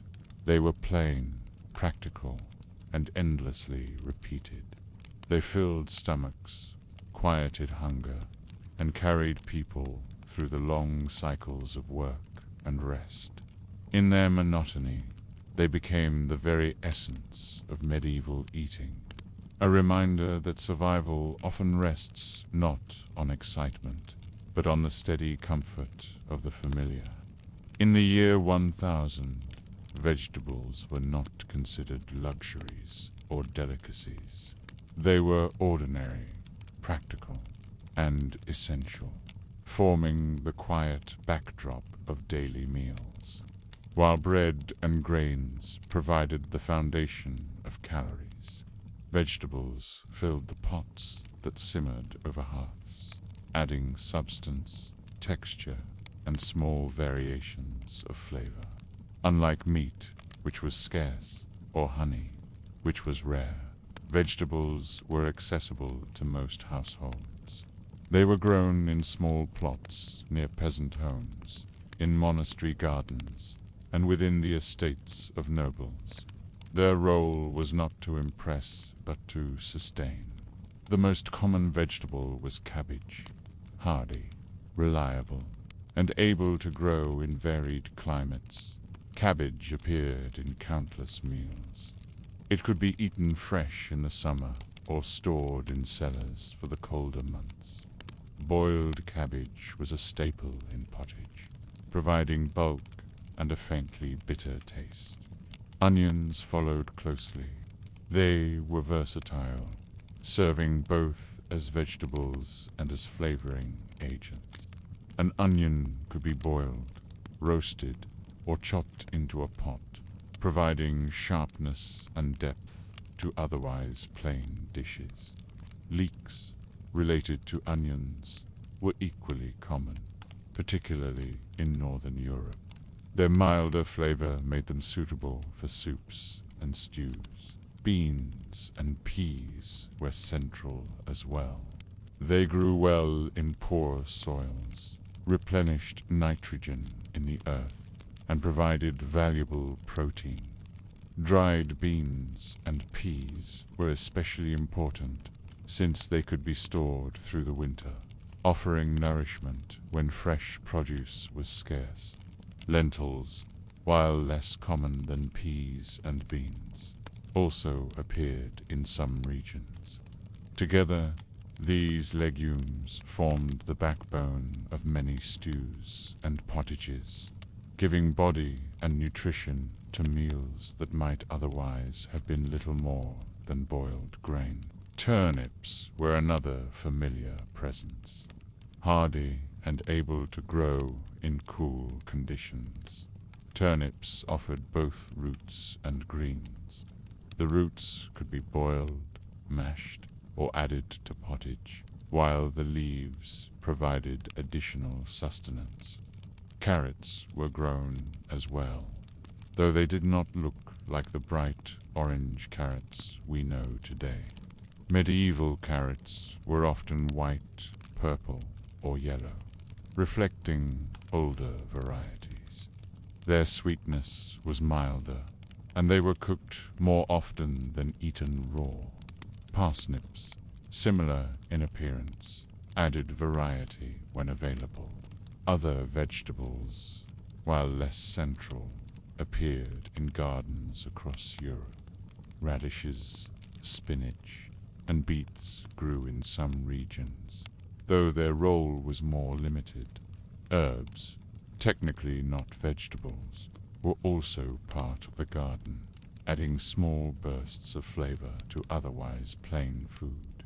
These included parsley, sage, dill, and thyme, all of which were hardy and easy to grow. While herbs were not used in abundance, they provided subtle changes to the monotony of bread and pottage. The availability of vegetables depended heavily on the seasons. In spring, fresh greens appeared first, providing relief after the lean months of winter.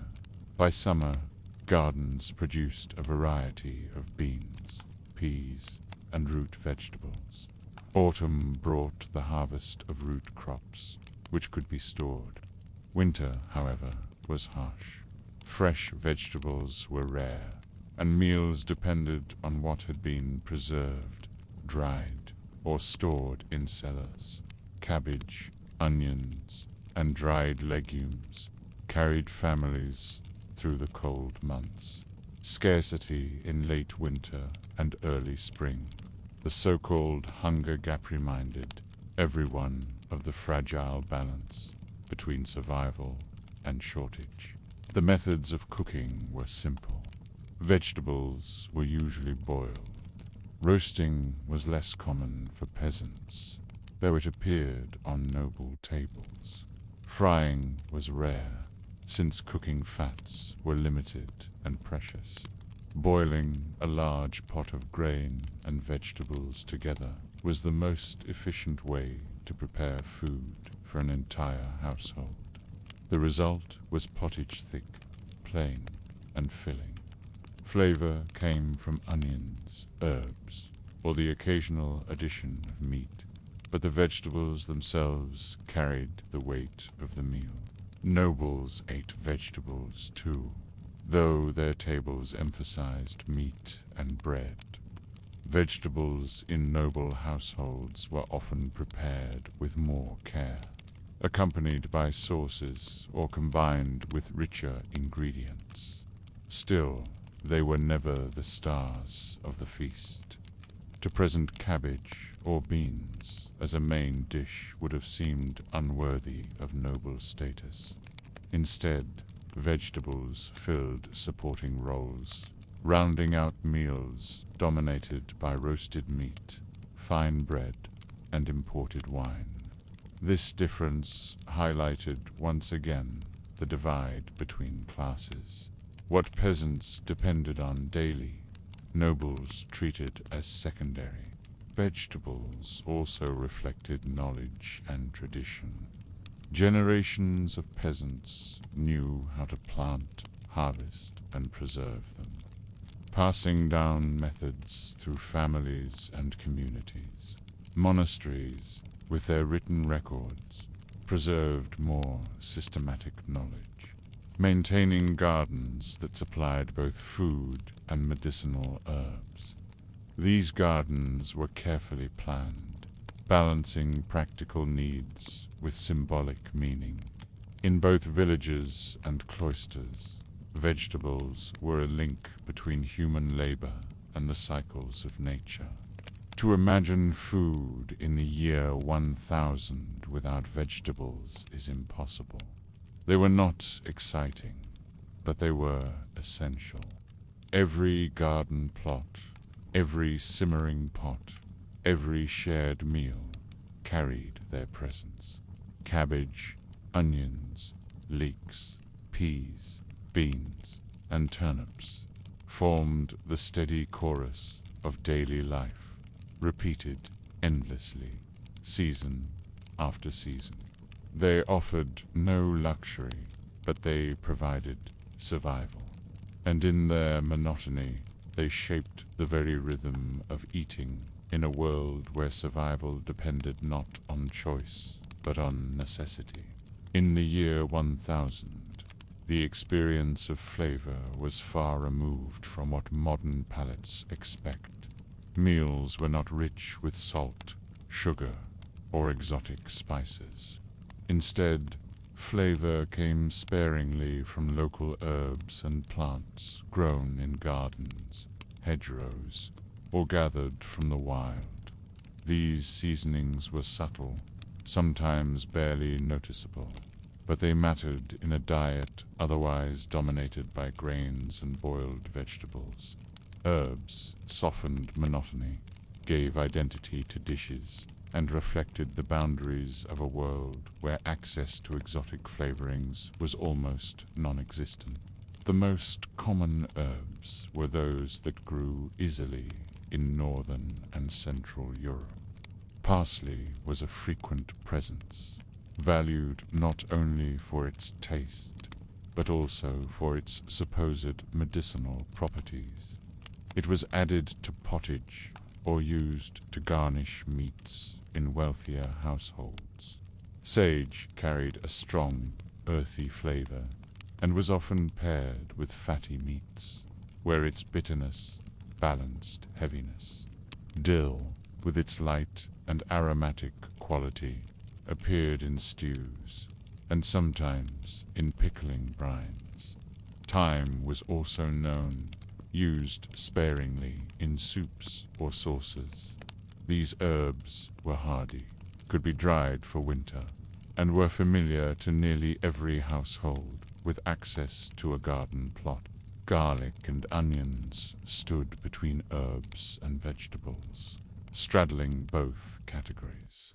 They were essential for flavor, transforming otherwise plain dishes into something sharper and more memorable. Garlic was particularly associated with rural cooking, its pungent taste lingering in broths and sauces. Onions, both strong and mild, were used daily, their availability making them indispensable in kitchens across Europe. Together, garlic and onions defined the taste of medieval peasant food more than any imported spice ever could. In monasteries, gardens were carefully planned to include both culinary and medicinal herbs. Monks cultivated mint, fennel, and hyssop, using them in small amounts for flavor, and also as remedies for ailments. Recipes from monastic records sometimes list herbs in ways that show their double purpose. A pot of beans might be seasoned with mint, not just for taste, but because it was believed to aid digestion. Knowledge of herbs was preserved in these religious centers, and while peasants relied more on oral tradition, the monasteries created written records that helped spread herbal practices across regions. Salt was the other crucial seasoning, though it was not always easy to obtain. For coastal communities or regions near salt springs, it was more accessible. For inland peasants, it was precious and sometimes expensive. Salt preserved meat and fish, but when used in cooking, it added depth and made pottage more palatable. Its scarcity, however, meant that many meals remained bland, and only wealthier households could use salt freely. The control of salt sources became a point of power, with lords and rulers taxing its production and trade. Compared to today, medieval Europe had little exposure to strong spices. Pepper, cinnamon, and cloves were known but extremely rare in the year 1000, reaching Europe only through limited trade from the East.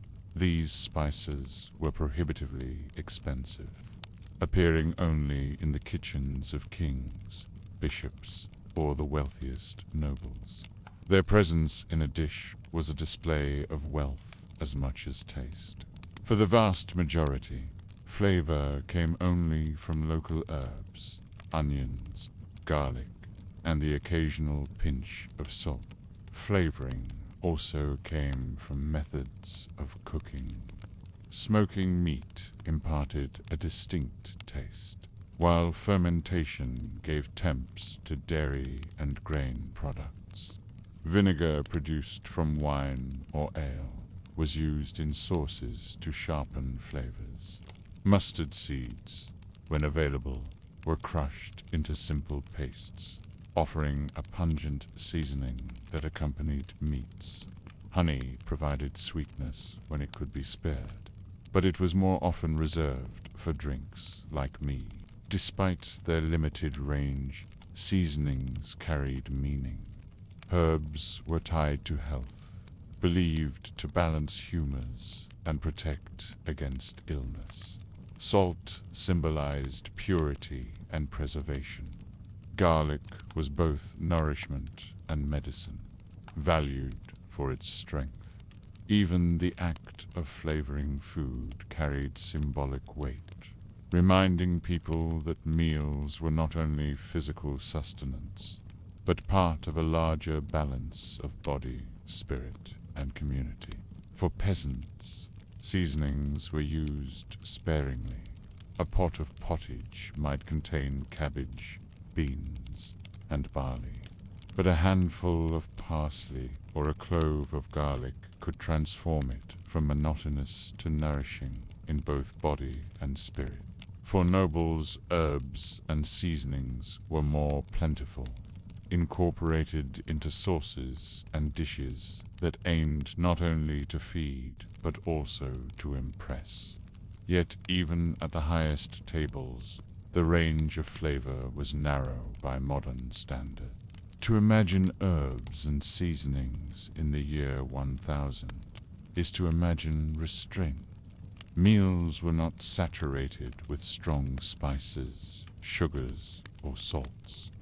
They were quiet, modest, and faintly flavored by what the garden provided. Parsley, sage, dill, thyme, garlic, onions, and salt formed the palette of taste. Small strokes of flavor painted onto a canvas, dominated by bread and vegetables. It was a world of subtlety and monotony, where even the smallest hint of herb could carry significance. In the year 1000, the problem of food was not only how to grow it, but also how to make it last. Vegetables, unlike grains, were fragile and perishable. Fresh cabbage or onions might keep for a few weeks, but without careful storage, they would rot. A sack of beans might last the winter if dried properly, but mishandling could ruin an entire supply. Preservation was not a matter of luxury. It was survival. Families depended on stored vegetables to carry them through the long, cold months when nothing grew in the fields. The simplest method of preservation was cellar storage. Many households dug pits or maintained root cellars where the earth itself kept food cool and damp. Turnips, carrots, parsnips, and beets could be buried in sand or straw, slowing decay and keeping them edible for months. Cabbage was hung in cool spaces or packed tightly in barrels, where it lasted longer than if left in the open air. Onions and garlic, once harvested, were braided into long ropes and hung from rafters, where air circulation helped them stay dry. These methods required no complex technology, only careful attention and knowledge passed down through generations. Drying was another common technique. Peas and beans were often harvested and then left to dry in the sun or near a hearth. Once dry, they could be stored in sacks or jars, lasting through the winter. Dried legumes were essential, providing protein and bulk when fresh produce was unavailable. In some regions, leafy greens, such as cabbage or herbs, could also be dried, though they lost much of their flavor. The goal was not taste, but endurance. Dried vegetables might be rehydrated in pottage months after their harvest, returning some small measure of variety to winter meals. Pickling and fermenting played an important role as well. Vegetables like cabbage could be preserved in brine, producing early forms of sauerkraut. The fermentation process not only extended shelf life, but also added sourness, which broke the monotony of plain boiled foods. Cucumbers, though not widespread everywhere, were sometimes pickled in salt water or vinegar where available. Fermented vegetables became a way of carrying summer's abundance into the harsh months of scarcity. Salting was less common for vegetables than for meat and fish, but it was not unknown. In regions with access to salt, certain vegetables could be preserved in heavily salted water, though this required careful balance to prevent spoilage. Because salt was expensive, most peasants used it sparingly, reserving it for meat or for flavoring rather than vegetable preservation. Wealthier households and monasteries, however, sometimes maintained salted stores of vegetables to supplement their diets. The cycle of preservation was tied directly to the agricultural calendar. In spring, fresh greens appeared and were consumed quickly, since they did not last. Summer brought beans, peas, onions, and garlic, many of which were dried or stored immediately after harvest. Autumn was the crucial season, when root crops were gathered in bulk and cellars were stocked for winter. Winter was the season of endurance, when families relied almost entirely on what had been stored or preserved. By late winter, supplies ran low, and meals became monotonous and sparse. This period, sometimes called the Hunger Gap, reminded people of the fragile line between sufficiency and famine. Noble households had greater resources for preservation. Large storerooms, barrels, and access to more salt allowed them to maintain supplies more securely. Monasteries, too, were known for their careful management of stores, often keeping detailed records of harvests and preservation. Peasants, in contrast, relied on small cellars, baskets, and makeshift pits, vulnerable to pests, moisture, and spoilage. A single mistake could mean the loss of precious food, with no way to replace it until the next harvest. Preservation also shaped flavor. Dried beans and peas, salted or fermented cabbage, and withered root vegetables did not taste fresh. Meals in winter carried the flavor of storage bland, earthy, sometimes sour, often repetitive. For people of the time, however, this was not disappointment but necessity. Survival mattered more than freshness. Food was fuel, and preserved food was life. The knowledge of how to store food safely was passed carefully within families and communities. Mistakes could be deadly. Spoiled vegetables brought sickness, and shortages brought hunger. Children grew up watching parents and grandparents dig pits, dry beans, braid onions, and ferment cabbage. This knowledge, though never written down in most peasant households, was one of the most valuable inheritances they received. To modern eyes, preservation in the year 1000 might seem crude. There were no jars, cans, or freezers, no chemical preservatives or refrigeration. But for those who lived then, it was effective enough. The simple techniques of storing in cellars, drying in the sun, fermenting in brine, and salting where possible carried millions of people through centuries. Without them, bread and grain alone could not have sustained life. Preserved vegetables were not glamorous, and they were not celebrated. They were quiet, dependable, and repetitive. They reflected the limits of technology, the reliance on nature, and the careful management of resources. In their plainness, they told the story of survival in a world where food was always precarious. And in that story, they formed another layer of the boring but essential history of what people ate in the year 1000. In the year 1000, meat was not a daily feature of most people's diets. For the majority of peasants, meat appeared rarely, perhaps a few times a year during festivals, or when an animal could no longer be sustained through winter. Still, domestic animals and hunting shaped the idea of meat in the medieval world. They represented nourishment, wealth, and status, even if most families experienced them only in small or occasional ways. The most common domestic animals were pigs, cows, sheep, and chickens.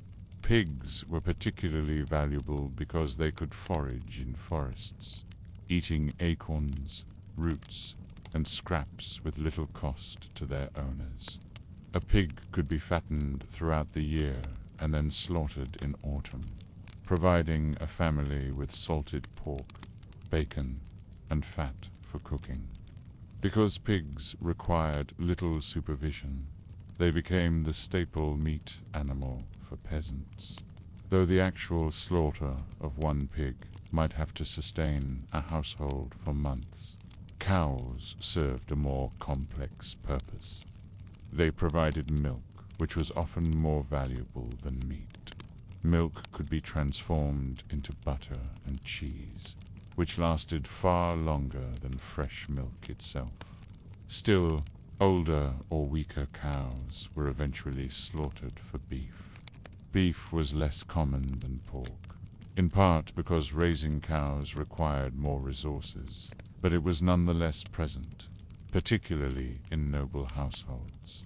Sheep were raised both for wool and for milk, with mutton appearing in diets when animals were no longer useful for production. Goats, like sheep, were hardy and adaptable, producing milk and occasional meat for families who could not afford cows. Chickens provided eggs more often than meat. Eggs were a reliable source of protein, though their consumption was shaped by religious fasting rules. Chickens themselves might be slaughtered for food, but their smaller size made them less efficient than pigs or cows. For peasants, eggs were sometimes sold at market to pay rents or taxes rather than consumed at home, limiting their role in daily diets. Nobles, in contrast, had greater access to meat from domestic animals. Their estates supported larger herds of cattle, flocks of sheep, and numbers of pigs, all managed by peasants working under obligation. The noble table could therefore offer beef, mutton, pork, and poultry more frequently. Servants prepared roasted joints, spiced sausages, and broths enriched with meat. While still far simpler than modern cuisine, the noble diet showcased meat as a symbol of wealth and power. Beyond domestic animals, hunting provided additional sources of protein, though this too was divided sharply by class. Forests were often under the control of lords, who restricted hunting rights to themselves and their retainers. Peasants were typically forbidden from hunting game such as deer, boar, or wild birds, under penalty of law. Instead, they relied on smaller game rabbits, hares, or birds that could sometimes be caught without drawing attention. Hunting was both sustenance and risk, since breaking the laws of the forest could bring harsh punishment. For nobles, hunting was more than food, it was ritual and display. Hunts were organized with dogs, falcons, and retainers, demonstrating wealth and control over land. Venison, the meat of deer, was especially prized, appearing at noble feasts as a mark of status. Wild boar provided another challenge and another delicacy for the elite. Hunting also reinforced hierarchy, since only those of rank had legal access to the forests where such animals lived. Meat from hunting was consumed not merely as nourishment, but as a symbol of privilege. Fishing, while technically not hunting, provided a similar mix of access and restriction. Rivers and lakes could supply fish for those nearby, but rights to fish were often controlled by lords or monasteries. Peasants might fish with nets or traps, but much of the catch belonged legally to their overlords. Still, fish supplemented diets where possible, especially on fasting days when meat was forbidden. The consumption of meat was shaped by necessity as much as by law. Animals were valuable resources, and slaughtering them required careful timing. Pigs were often killed in late autumn, when the weather was cool enough to preserve meat, and when families could no longer spare the grain or scraps needed to feed them through winter. This seasonal slaughter filled larders with salted pork, bacon, and lard, sustaining households in the cold months. Cows, sheep, and goats were likewise slaughtered when they were no longer productive. The rhythm of animal life and death was tied directly to the rhythm of human survival. For peasants, meat was rare, sometimes eaten only a few times a year. For nobles, it was frequent, though not daily in the abundance we imagine today. The difference was stark, but the importance of meat in both cases was clear. It symbolized wealth, survival, and status. To eat meat was to enjoy more than sustenance it, was to participate in a structure of privilege and labor that defined medieval life. To imagine domestic animals and hunting in the year 1000 is to imagine a world where meat was precious, controlled, and symbolic. Pigs in the forest, cows in the pasture, sheep on the hills, and deer in the Lord's woods, all contributed to a diet that was plain for most and richer for a few. The difference lay not in what animals existed, but in who had the right to consume them.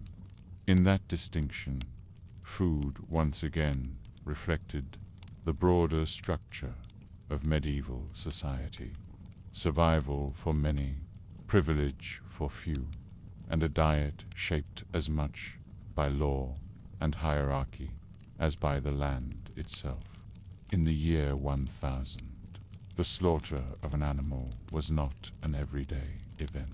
It was a rare and significant moment, often tied to the seasons and shaped by necessity. Animals were valuable not only as food, but as sources of labor, milk, wool, hides, and fat. To kill one meant sacrificing future resources, so the decision was never made lightly. But when an animal was slaughtered, the event shaped meals for weeks, months, and sometimes the entire winter. Butchering was often a communal activity.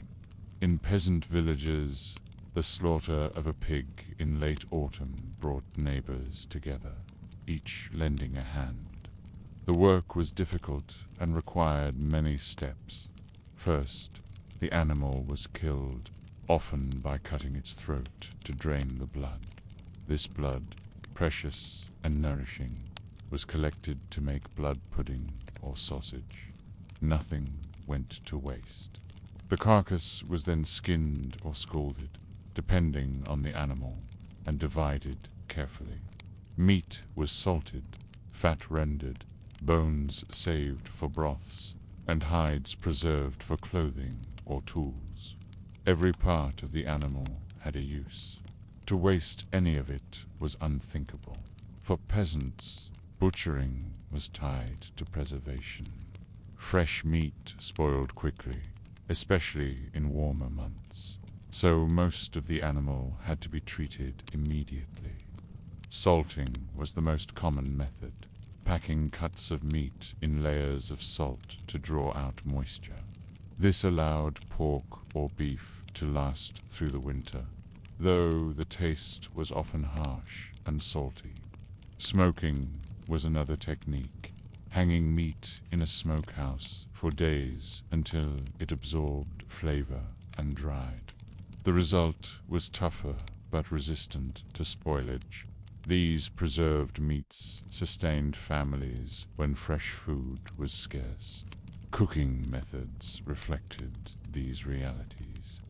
Fresh meat, when available, was often boiled rather than roasted.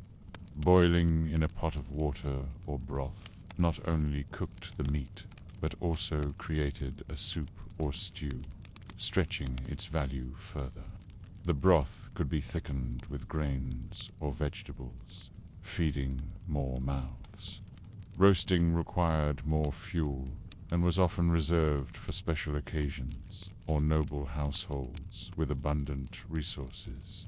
In peasant homes, meat appeared in small amounts within pottage, its flavor infusing the dish even when the actual portion of flesh was minimal. Scarcity shaped the experience of meat more than abundance. For peasants, meat was rare enough that its arrival at the table marked an event. The autumn pig slaughter was one of the most important moments of the year, providing pork, lard, and sausage to carry families through the cold months. Even then, supplies might not last, and by late winter, only scraps or bones remained. At other times, small animals like chickens or rabbits provided occasional protein, but they were not regular features. Hunger taught people to stretch every scrap. Broths were made from bones, fats used in cooking, and offal the liver, heart, and kidneys eaten as nourishment rather than discarded. For nobles, the situation was different, but still shaped by rhythm and season. Their estates supported herds of cattle, flocks of sheep, and numbers of pigs, large enough to provide more regular meat. Butchering was still a seasonal task, and preservation still mattered. What separated nobles from peasants was not the complete absence of scarcity, but the degree to which it threatened them. Nobles ate more meat, more often, and in more variety. They dined on roasted joints, spiced sausages, and birds brought from the hunt.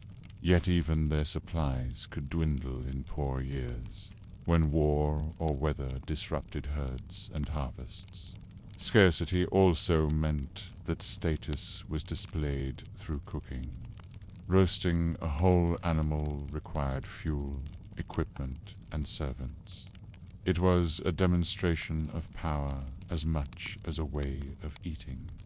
Nobles employed cooks who experimented with sauces made from vinegar, mustard, or honey, elevating simple meat into richer dishes.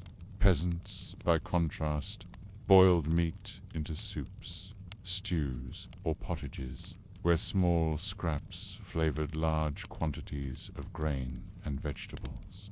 The difference was not in the species of animal both might eat pork or beef, but in the form it took on the table. Butchering and cooking also reinforced communal bonds.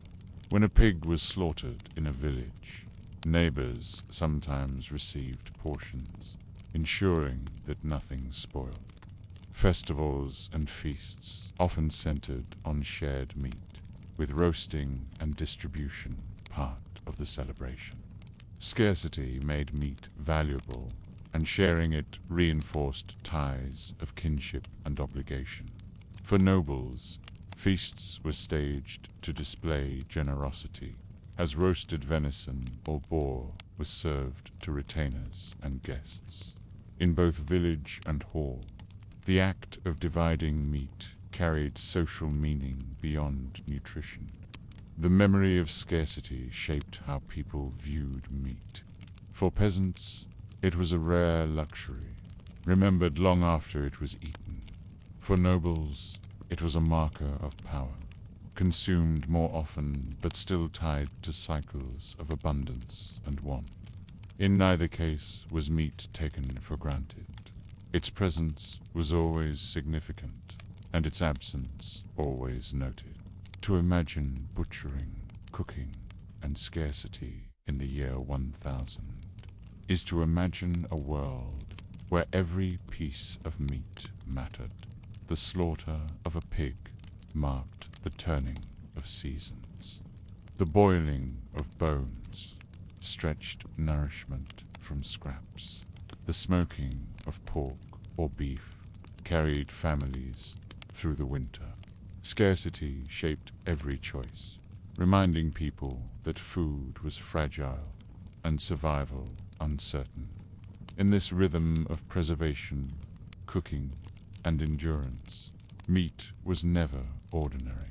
It was always precious, always symbolic, and always a reminder of the fine line between hunger and sustenance. In the year 1000, meat was never just food. It was a marker of privilege, a symbol of wealth, and a constant reminder of the differences between classes. While bread and pottage sustained nearly everyone, meat revealed who had power, who had land, and who had the right to abundance. Its presence on the table was as much about status as sustenance, and its absence defined the life of the poor. For peasants, meat was rare and precious. Most meals contained none at all. A household might slaughter a pig once a year, salting and smoking the flesh to last through winter. Small animals like chickens or rabbits appeared occasionally, but they were often too valuable alive to kill for meat. Eggs, milk, and cheese were more reliable sources of protein. Because of this, a piece of pork or beef carried great significance. It was more than nourishment, it was an occasion, often tied to festivals, weddings, or religious feasts. When meat appeared in a peasant home, it was remembered. The memory of taste could last far longer than the meal itself. For nobles, by contrast, meat was central to identity. To host a feast without meat was unthinkable. Large joints of beef or pork, roasted whole, demonstrated wealth and generosity. Venison, obtained through hunting, was even more prestigious. Only the noble classes had legal rights to hunt deer, boar, and other large game, and serving such meat at table was proof of status. It showed that the lord had access not only to land, but to the privileges that came with it. A banquet filled with venison or boar was a display of power as much as hospitality. Hunting itself reinforced this symbolism. For peasants, poaching was dangerous, punishable by harsh penalties, but for nobles, hunting was ritual. It was both sport and statement, involving horses, hounds, falcons, and retainers. The meat that came from the hunt was valuable, but the act of hunting was equally important.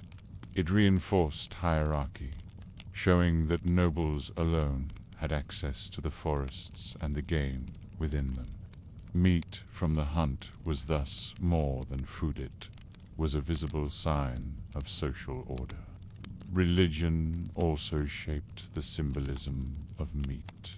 The church prescribed numerous fasting days when meat was forbidden. These days emphasized discipline, humility, and spiritual focus. For peasants, fasting often made little difference, since they rarely ate meat anyway. For nobles, it was more significant, since their diets included meat far more often. Abstaining from meat became a demonstration of piety, showing that even those with wealth and privilege could humble themselves by eating fish or vegetables. In both cases, the rules reinforced the idea that meat was special, tied to both privilege and spiritual meaning. The way meat was prepared also reflected class and status. Peasant households boiled scraps into pottage, stretching small pieces to flavor large quantities of grain and vegetables. Noble kitchens roasted whole animals, basted with sauces and presented on platters. Spices, when available, were used to elevate dishes further, making noble meals distinct not only in quantity but in flavor. To see meat served, roasted, seasoned, and in abundance was to witness wealth. To see meat boiled into thin broth was to witness survival. The same substance, pork, beef, or venison, told very different stories depending on the table it appeared on. Even the division of meat within a household carried symbolic meaning. In noble halls, the lord sat at the high table, receiving the choicest cuts, while lesser guests and servants received what remained. This distribution reinforced hierarchy with every meal. In peasant homes, families shared more equally, but even here, elders or men who worked the hardest in the fields might receive slightly larger portions. Meat, by its rarity, always had to be divided with care, and the way it was divided revealed relationships of power and obligation. Scarcity also heightened symbolism. Because meat was rare for most, its presence in stories, rituals, and dreams was magnified. Folk tales often spoke of banquets filled with meat, contrasting with the meager reality of daily bread and vegetables. Religious feasts offered moments when meat was shared more broadly, reinforcing the sense of abundance tied to celebration. These occasions stood out against the monotony of daily life, reminding people that meat was not ordinary, but extraordinary. For nobles, meat was equally symbolic, though in a different way. To eat meat regularly distinguished them from peasants, marking their bodies and their identities. Chroniclers sometimes described kings and lords as strong and vigorous, linking their diets rich in meat to their power. Peasants, by contrast, were described as lean and weak, sustained by bread and vegetables. Whether accurate or not, these perceptions reinforced the belief that meat was tied to strength, wealth, and authority. To imagine the symbolism of meat in the year 1000 is to imagine a world where food defined status. Bread was shared by all, but meat divided rich from poor, powerful from powerless. It was rare for peasants, abundant for nobles, sacred in ritual, and central in celebration. Its presence on the table spoke of privilege, and its absence spoke of necessity. In every case, meat was more than nourishment. It was a marker of who one was, where one stood, and how society itself was ordered.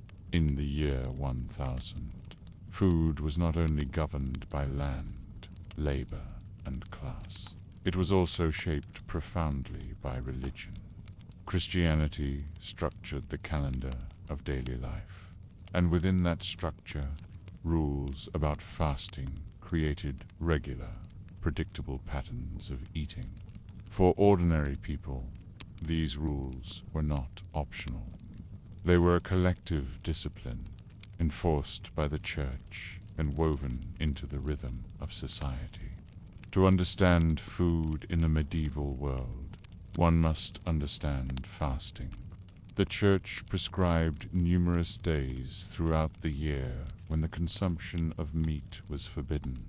These included every Friday in remembrance of Christ's crucifixion, as well as Lent, the 40 days before Easter, and Advent, the weeks leading up to Christmas. There were also vigils, ember days, and countless saints' days, many of which carried restrictions. Altogether, it has been estimated that nearly half the days in the medieval year required abstinence from meat. This meant that fasting was not an occasional burden, but a regular feature of life. Fasting, in the medieval sense, did not always mean abstaining from food altogether. Instead, it meant avoiding certain foods, primarily the flesh of warm-blooded animals. Meat from pigs, cows, sheep, and poultry was excluded. On these days, people turned to alternatives. Fish, eggs in some regions, though often restricted, vegetables, bread, and dairy products. The goal was not starvation, but discipline, a reminder that appetite must be controlled, and that devotion mattered more than indulgence. For peasants, fasting often aligned with their normal diet.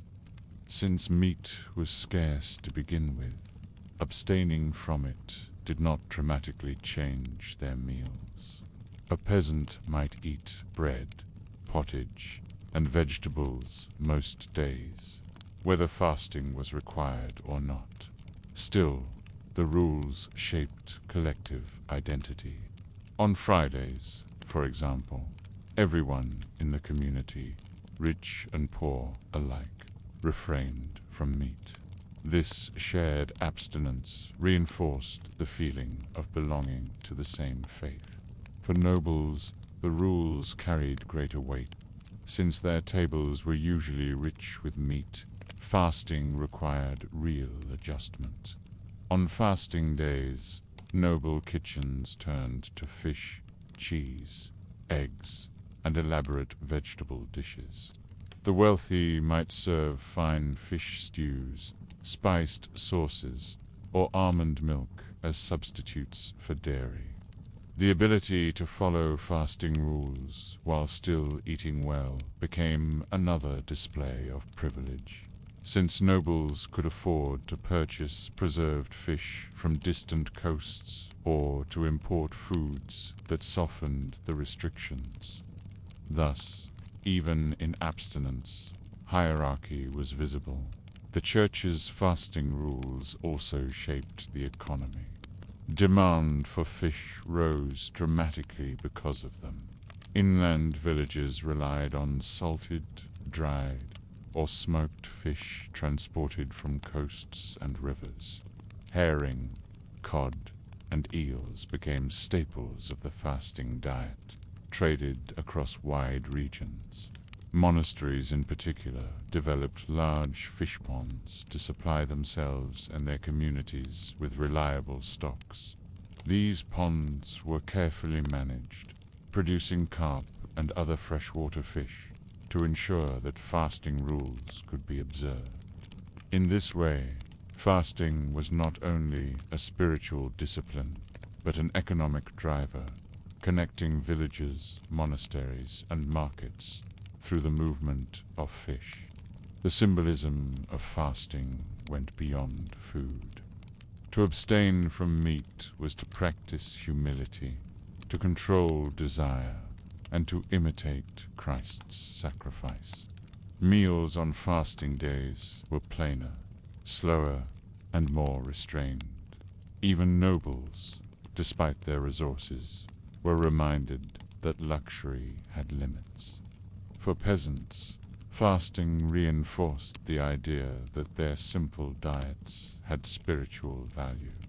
The monotony of bread, vegetables, and fish became an offering, a quiet act of devotion repeated week after week. Yet fasting also carried social pressure. To be seen eating meat on a fasting day could invite suspicion or punishment. The rules were not only spiritual, but communal. They created visible boundaries of behavior that tied individuals to the expectations of the group. Observing fasting was a public act of faith, a signal of belonging and obedience. Failing to observe it risked shame or exclusion. The rhythm of fasting days gave medieval life a distinctive texture. Weeks were punctuated by Fridays of abstinence. Seasons were shaped by Lent and Advent. Feasts and festivals provided release after long periods of restraint, creating a cycle of denial and celebration. This cycle was as much about food as about faith, weaving appetite into the spiritual fabric of daily life. To imagine food in the year 1000 without fasting is impossible. Nearly half the days of the year were marked by it. Whether for peasants, nobles, or monks, fasting created structure, meaning, and shared experience. It reminded people that eating was not just physical but spiritual, not only about survival but about obedience and devotion. The absence of meat, repeated so often, made its presence more meaningful when it returned. In this way, fasting shaped not only meals but the very rhythm of life, turning food into a constant reminder of faith, discipline, and community. In the year 1000, when fasting days required people to abstain from meat, fish stepped into the center of the medieval diet. But fish did not mean a single category. It included a wide range of creatures drawn from rivers, lakes, ponds, and seas. The difference between freshwater and saltwater fish was significant, shaping not only taste and availability but also economy, trade, and class distinction. What kind of fish one ate depended on where one lived, what resources one had, and how far one's community was tied into networks of exchange. Freshwater fish were the most accessible for inland communities. Rivers, streams, and lakes offered species like pike, perch, eels, and carp. For peasants, fishing could supplement diets, though rights to fish were often controlled by lords or monasteries. Many villages were located near waterways, and catching fish with nets, traps, or even by hand became a quiet part of survival. Eels were especially valued, as they could be trapped in large numbers and preserved through smoking. Carp, introduced in some regions by monasteries, became important because it could be bred in ponds and harvested reliably. For peasants lucky enough to have access, freshwater fish offered much-needed protein on fasting days. Monasteries were central in expanding freshwater fish production. They constructed fish ponds, carefully managed artificial bodies of water designed to raise carp and other species. These ponds were practical solutions to the Church's own fasting rules, ensuring a steady supply of fish for monks and guests. They also demonstrated wealth and organization, since creating and maintaining ponds required labor and resources.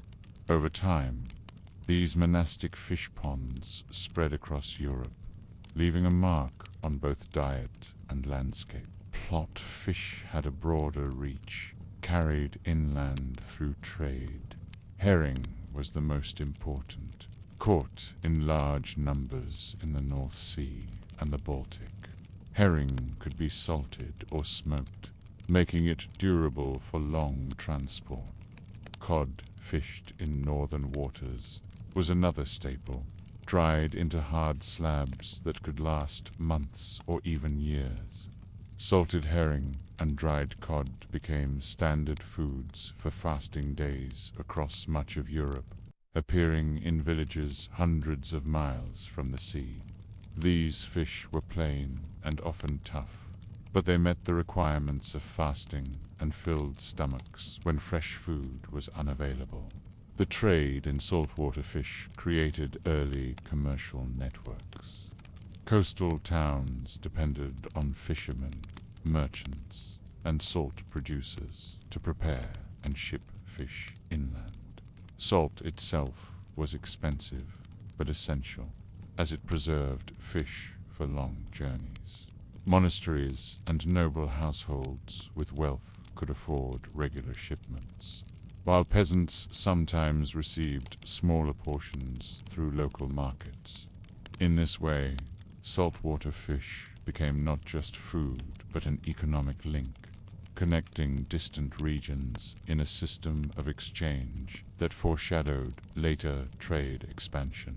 The difference in taste and status between freshwater and saltwater fish was also clear. Freshwater fish, eaten closer to where it was caught, was considered fresher and more desirable.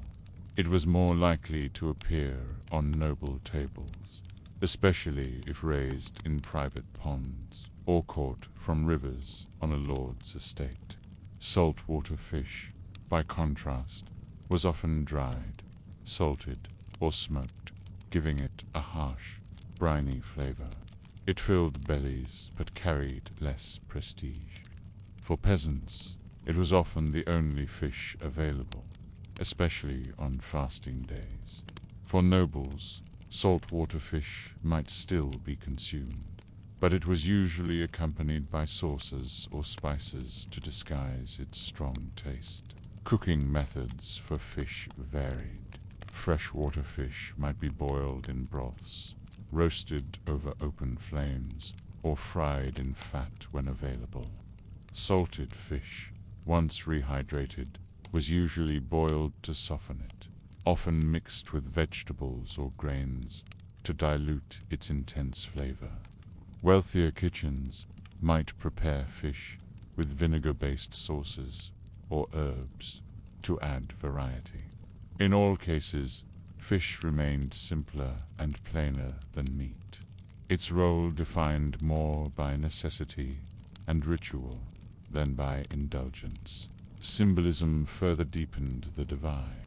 Freshwater fish, especially when raised in monastic ponds, became associated with purity, discipline, and religious observance. To eat carp or pike on a fasting day was to follow the rhythm of the church. Saltwater fish, meanwhile, symbolized trade and the connection of inland communities to distant seas. Both kinds of fish served as substitutes for meat, but each carried different meanings. One tied to local control and religious discipline, the other to commerce and the reach of markets. For peasants, the experience of fish was inconsistent. A village near a river might see eels or pike on the table, while a landlocked community might rely solely on occasional salted herring purchased at market. For nobles, fish was more regular, served at fasting meals in variety and abundance. The contrast revealed once again how geography, class, and economy shaped diet. To imagine freshwater and saltwater fish in the year 1000 is to picture two parallel worlds of food. In one, villagers tended nets in rivers, monks cultivated ponds, and families shared simple broths of eels or carp. In the other, merchants carried barrels of salted herring across long distances, supplying inland communities with food that was more necessity than pleasure. Both sustained life, both met the demands of fasting, and both demonstrated the narrow but enduring ways people survived in a world without modern abundance.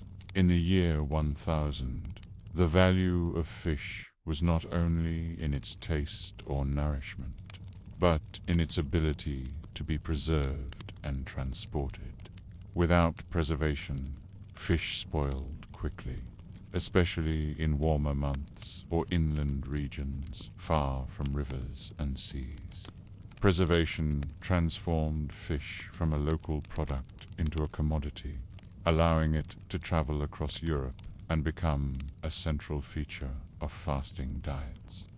It was not luxury but necessity, binding together coastal towns, inland villages, monasteries, and noble estates through systems of preparation and trade. The most common method of preservation was salting. Salt was a powerful preservative, drawing out moisture and preventing decay. Herring, in particular, was packed in barrels of salt soon after being caught, ensuring that it remained edible for months. Cod was another fish frequently preserved this way. Once salted, it hardened into slabs that could be stacked, stored, and shipped long distances. Salted fish was not soft or fresh. It was tough, briny, and required soaking or boiling before it could be eaten. Still, it provided reliable food on fasting days when meat was forbidden. Smoking was another important technique. Fish, especially eels and herring, could be hung in smokehouses for hours or days, absorbing flavor and drying into a more durable form. Smoked fish was dark, strong in taste, and chewy in texture. It lasted longer than fresh fish, but shorter than heavily salted varieties. For inland villages near rivers, smoking was often the most practical way to ensure that fish could be eaten weeks after being caught. Monasteries and noble households sometimes maintained smokehouses specifically for this purpose, ensuring that their fasting needs were met year-round. Drying offered another solution, especially for cod. Cod could be gutted, split open, and left to dry in the cold northern air until it became stiff and rock-hard. Known as stockfish, this dried cod could last months or even years without spoiling. Its durability made it ideal for trade, carried inland along trade routes and sold in markets far from the sea. Stockfish was nearly inedible without preparation, requiring pounding and soaking before cooking, but its longevity made it invaluable. Preservation techniques were not only practical but also economic. Salt itself was a precious resource, and regions with access to salt springs or coastal saltworks became important centers of trade. The combination of salt and fish created a commodity that could move across borders, feeding both peasants and nobles during fasting periods. Ports along the North Sea and Baltic grew wealthy from herring, while southern regions shipped anchovies, sardines, and tunny. Inland monasteries and estates purchased preserved fish in bulk, distributing it across their communities. The trade in preserved fish-shaped medieval markets. Barrels of salted herring moved along rivers and roads, sold in towns and villages. Dried cod traveled from northern coasts to the heart of Europe. Smoked eels reached monasteries and castles, where they were stored for Lenten meals. These trade networks connected communities that otherwise might never interact, linking distant seas to remote valleys through the shared need to observe fasting rules. Fish became one of the first truly pan-European foods, not because it was desired, but because it was required. The difference between fresh and preserved fish also revealed social divides. Nobles with access to rivers, lakes, or coastlines could enjoy fresh pike, carp, or trout, prepared with herbs and sauces. Peasants, by contrast, were more likely to consume salted or smoked herring purchased in small quantities. The harsh taste of preserved fish was not a treat, but a necessity. tolerated because it filled stomachs and met religious obligations. Even nobles, however, relied on preserved fish in inland regions or during long fasting periods, though they often masked the taste with sauces made from vinegar, mustard, or honey. Preservation also influenced storage. Fish packed in salt or dried into stockfish could be kept in barrels or storerooms for months, ensuring a steady supply during Lent or Advent.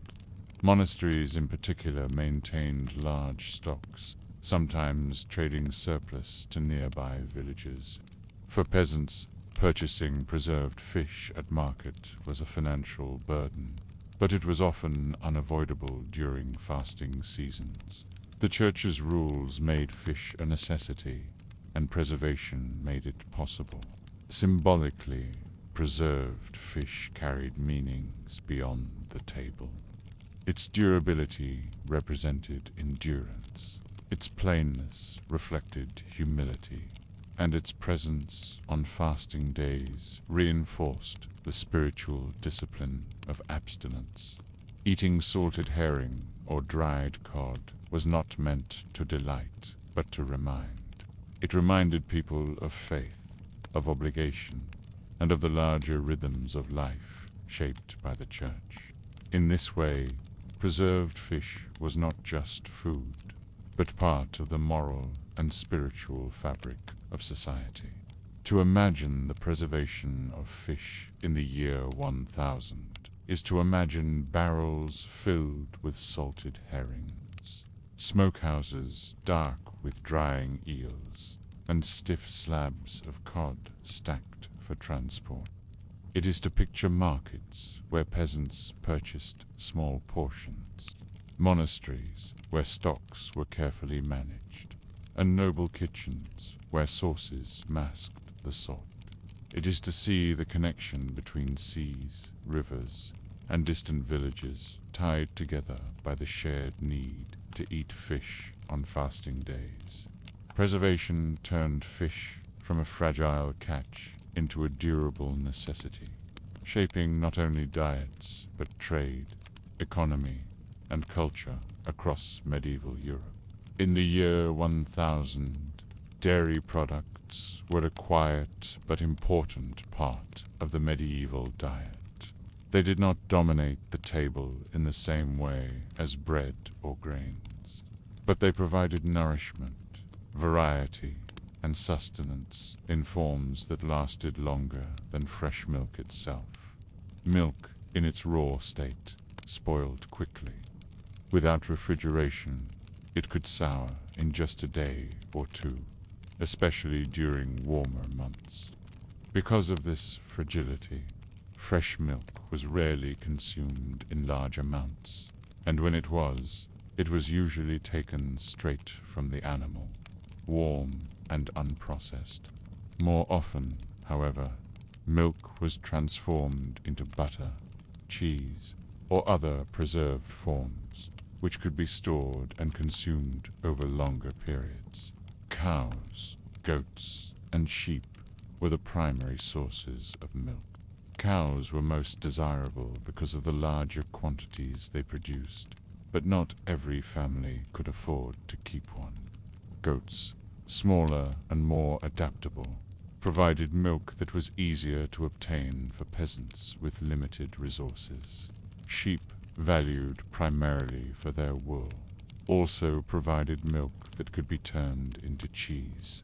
The availability of milk depended heavily on geography, economy, and season. In wealthier regions with good pasture, cow's milk was more common. In poorer or hillier areas, goats and sheep filled the gap. Fresh milk itself was often seen as less desirable than its derivatives. For peasants, it was consumed directly only when nothing else was available, often by children or the elderly. Adults preferred to transform it quickly, since spoiled milk represented wasted nourishment. Still, When consumed fresh, milk provided a rare sweetness, a contrast to the coarse bread and boiled vegetables that dominated daily meals. Its fleeting nature made it both fragile and precious, reminding people of the limits of preservation in their world. Butter, by contrast, became a stable and practical product. Churned from cream skimmed off milk, butter offered both calories and flexibility. It could be spread on bread, melted into pottage, or used for frying when fat from animals was not available.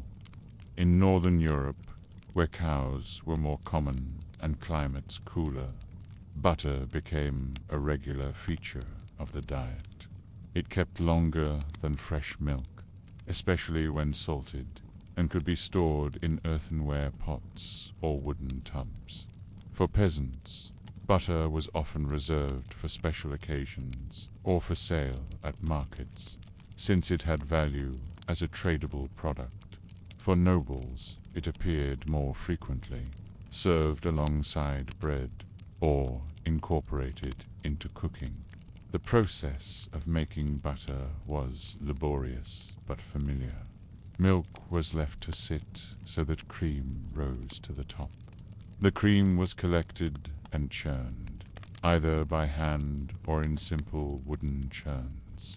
The repeated agitation caused the fat to separate, forming butter, while buttermilk was left as a byproduct. Nothing went to waste. Buttermilk could be drunk, used in baking, or added to pottage, providing a slightly sour flavor. The butter itself, when salted, could last for weeks or months, especially in cool storage. Butter also carried symbolic weight. In some regions, it was seen as rustic, associated with peasants rather than nobles. Olive oil held greater prestige in southern Europe, especially in Mediterranean lands where olives thrived. But in the north, where oil was scarce or expensive, butter became essential, forming a central part of local identity. This divide between oil in the south and butter in the north reflected the broader influence of geography on medieval food. The religious rules of fasting complicated the role of butter. On many fasting days, not only meat but also animal fats were forbidden. This included butter, since it was derived from milk. In response, wealthier households and monasteries sometimes used almond milk and almond butter as substitutes, though almonds were expensive and imported. For peasants, fasting often meant simply doing without, making meals plainer and more monotonous. Thus, butter was not only food, but also a marker of religious discipline, alternately permitted and forbidden, depending on the day. Economically, butter held value as a product for trade. Villagers near towns often sold butter in markets, where it was purchased by urban households or monasteries. It could be taxed by lords or offered as rent, showing that even humble dairy products carried weight in the feudal system. For many peasant families, butter was both nourishment and currency, part of the delicate balance of survival. To imagine milk and butter in the year 1000 is to picture a world where fresh milk soured quickly, but clever hands transformed it into something lasting. It is to imagine peasants churning cream in wooden vessels, children drinking buttermilk, and nobles eating salted butter on fine wheat bread.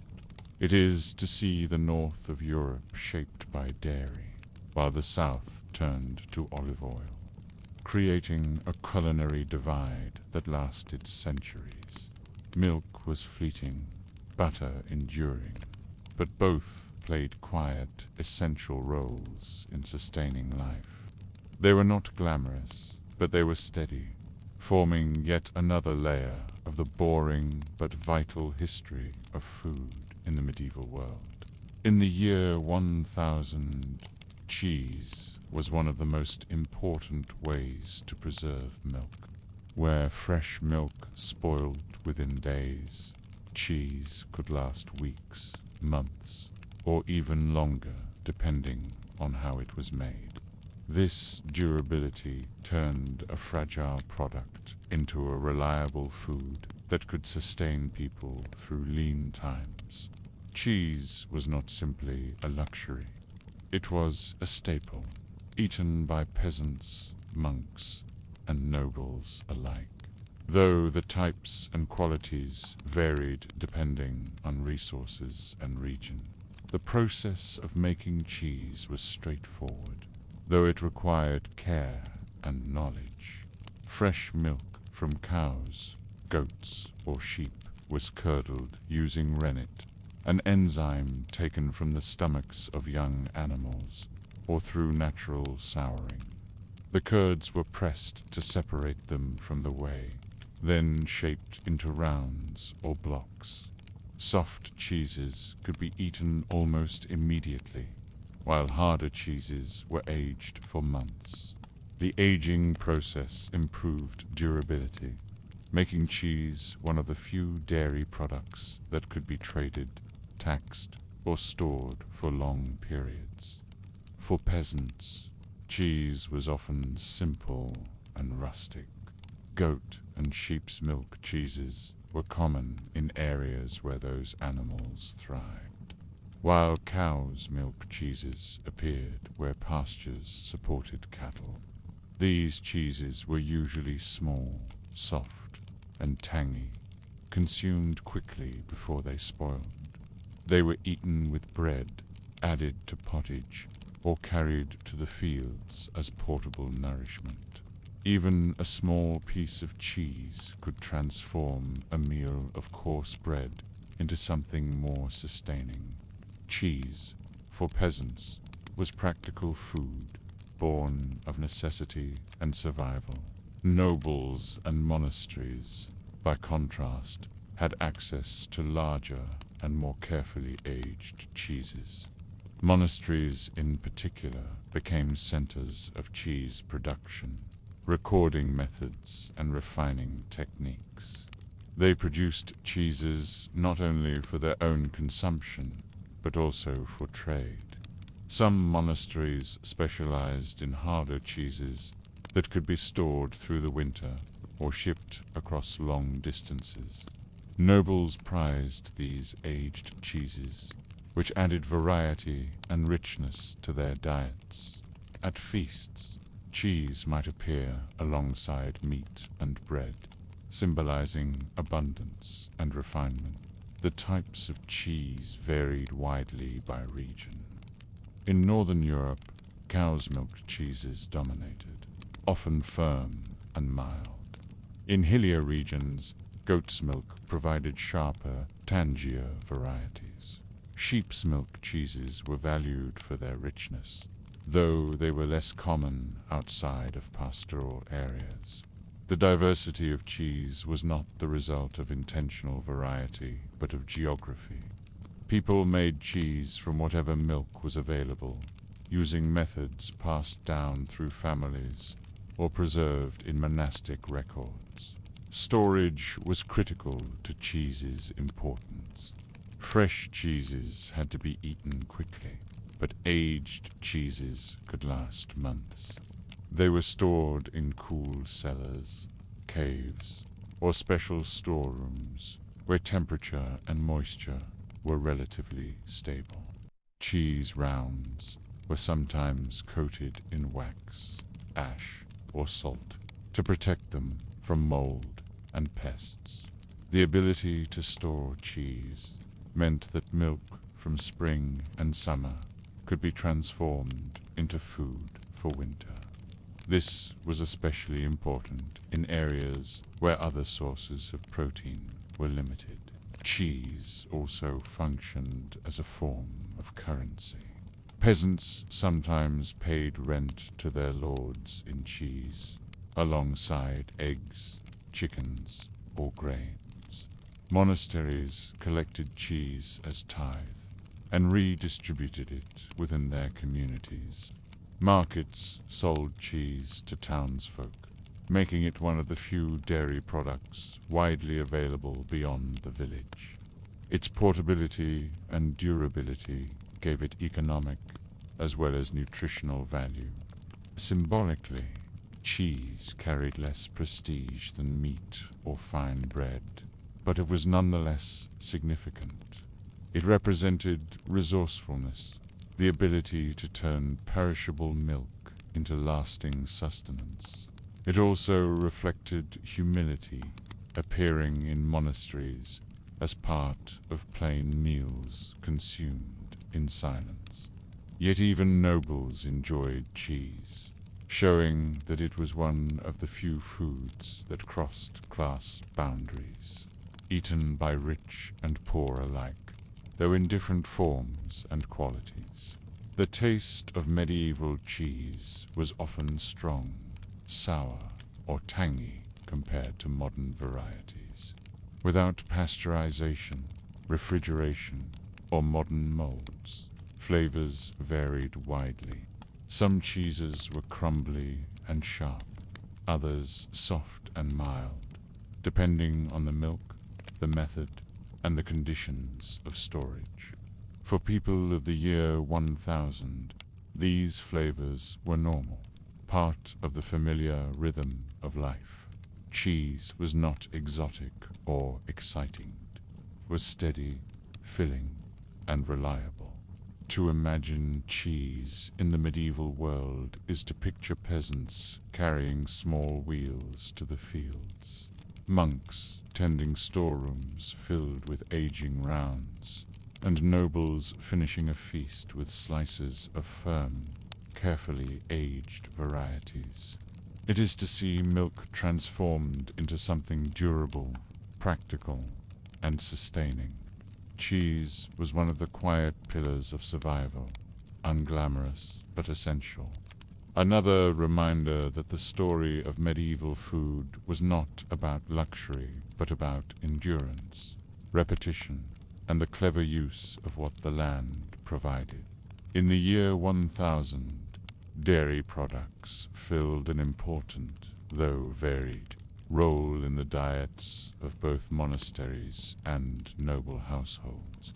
While peasants relied on milk, butter, and cheese for daily sustenance, monasteries and nobles consumed dairy in ways that reflected their resources, values, and social identities.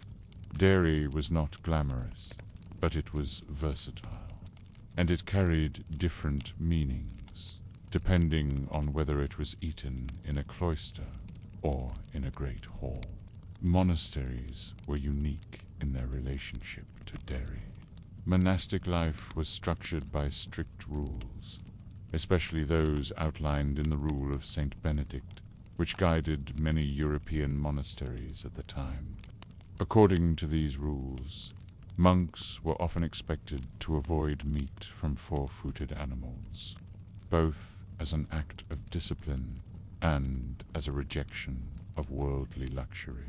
This restriction increased the importance of dairy products, since they provided essential protein and fat that might otherwise have come from meat.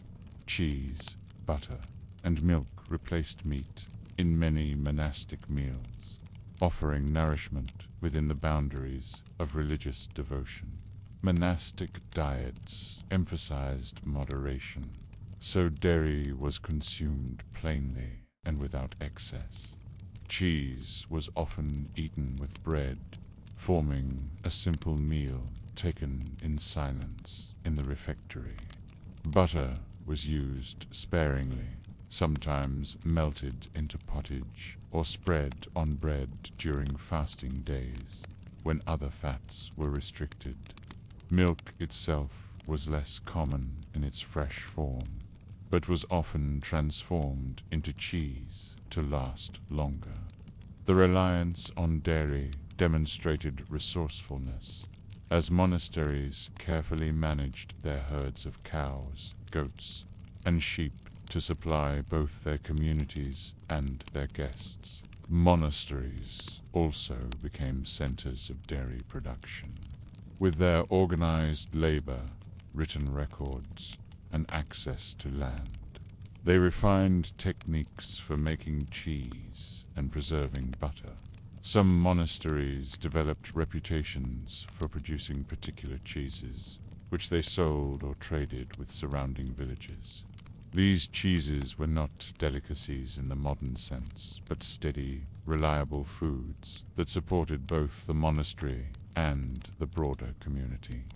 In this way, monasteries helped to preserve and spread knowledge of dairy practices across medieval Europe. Noble households, by contrast, approached dairy differently.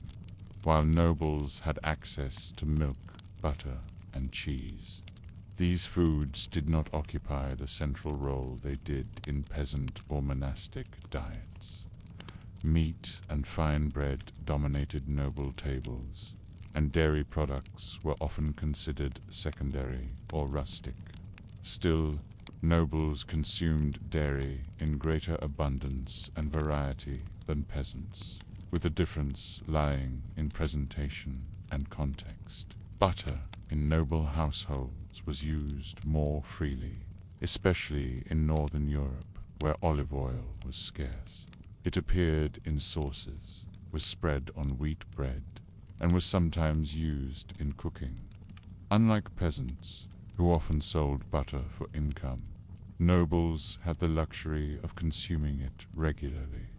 In southern Europe, where olive oil was more common, butter was less central, though it still appeared in noble kitchens as an alternative fat. Cheese, too, held a place at noble tables.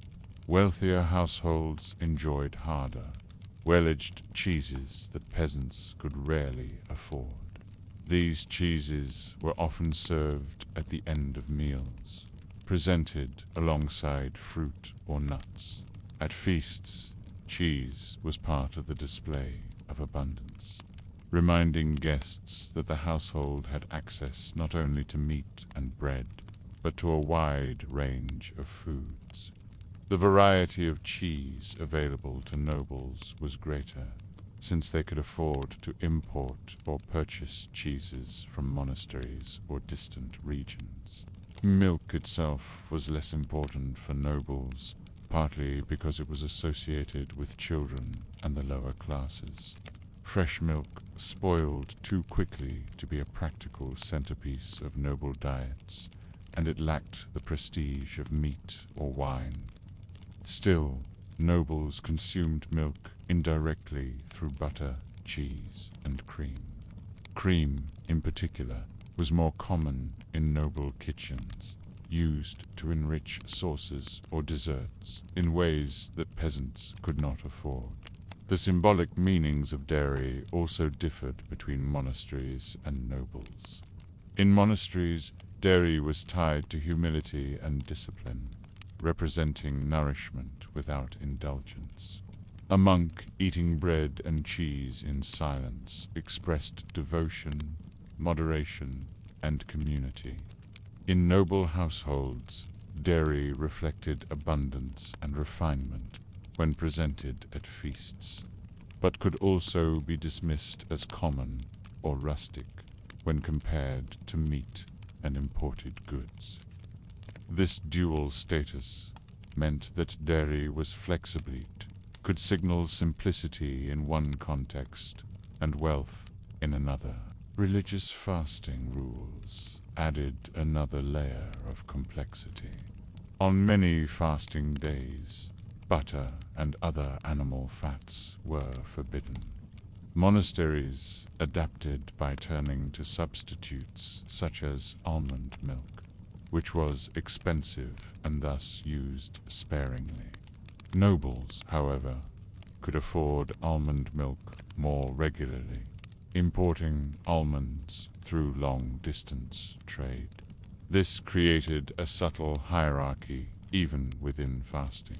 Both monasteries and nobles abstained from butter, but nobles replaced it with a costly alternative, while monks accepted simpler fare. To imagine dairy in monastic and noble diets is to picture two different worlds connected by the same products.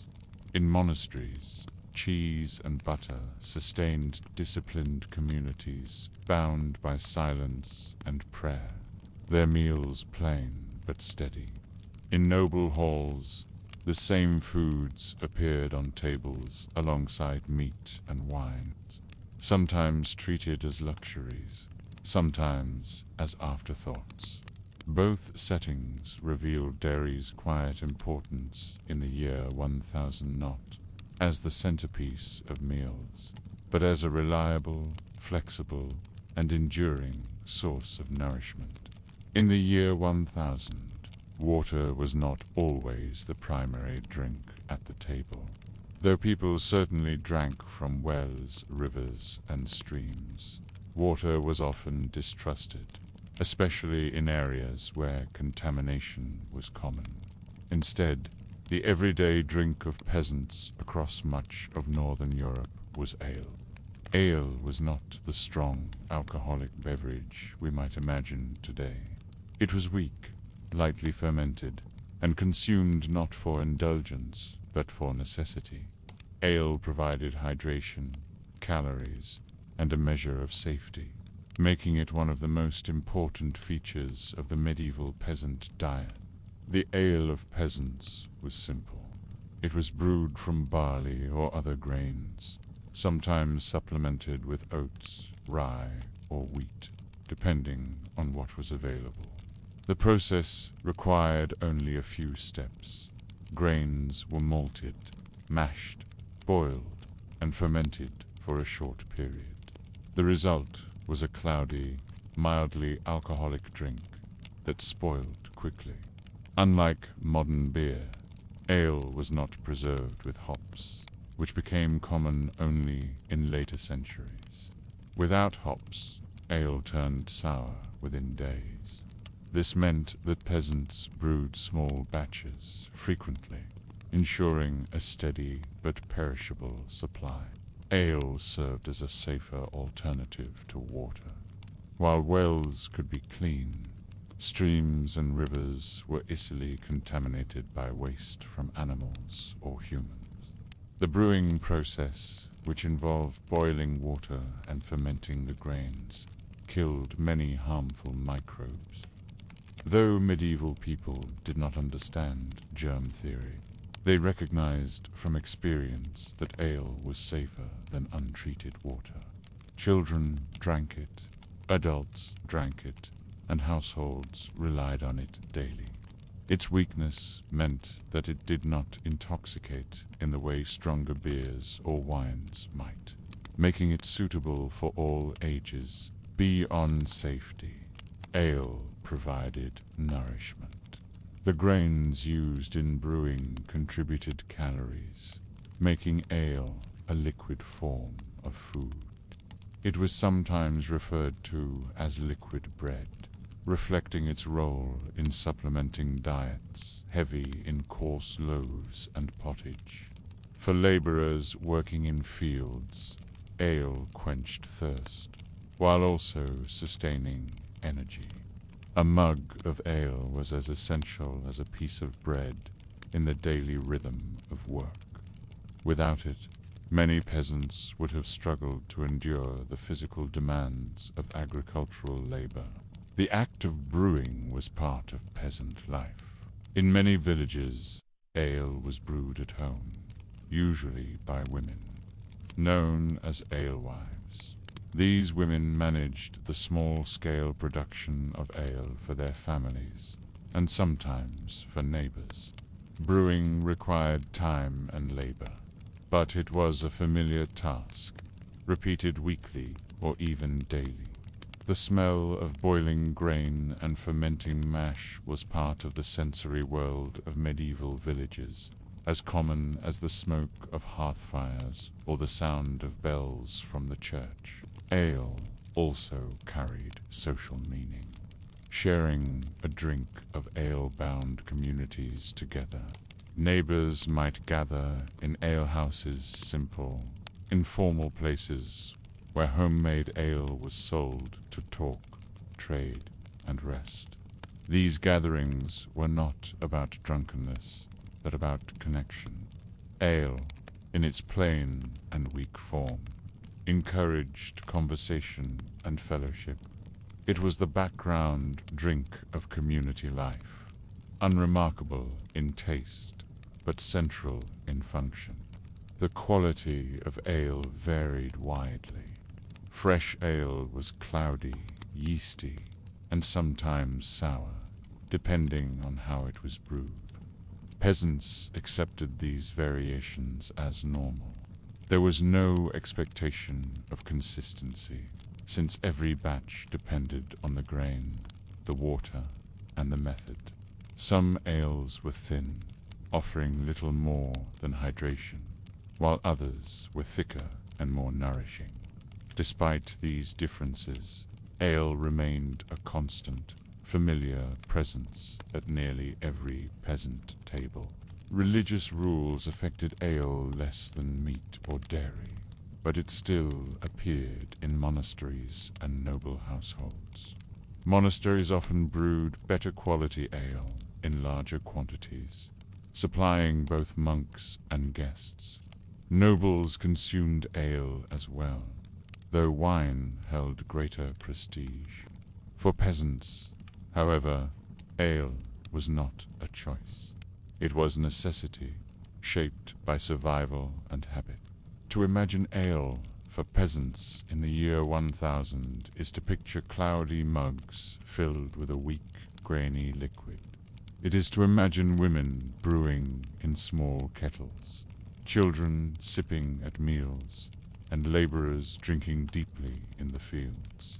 It is to see ale not as indulgence, but as sustenance, not as luxury, but as survival. In a world where water could not always be trusted and labor demanded endless energy, ale was the steady companion of daily life. Plain, repetitive, and essential, it sustained bodies and communities alike, embodying the quiet rhythm of medieval existence. In the year 1000, wine carried a prestige that ale never could. Where peasants drank cloudy mugs of weak ale brewed in village homes, nobles raised cups of wine imported from distant vineyards.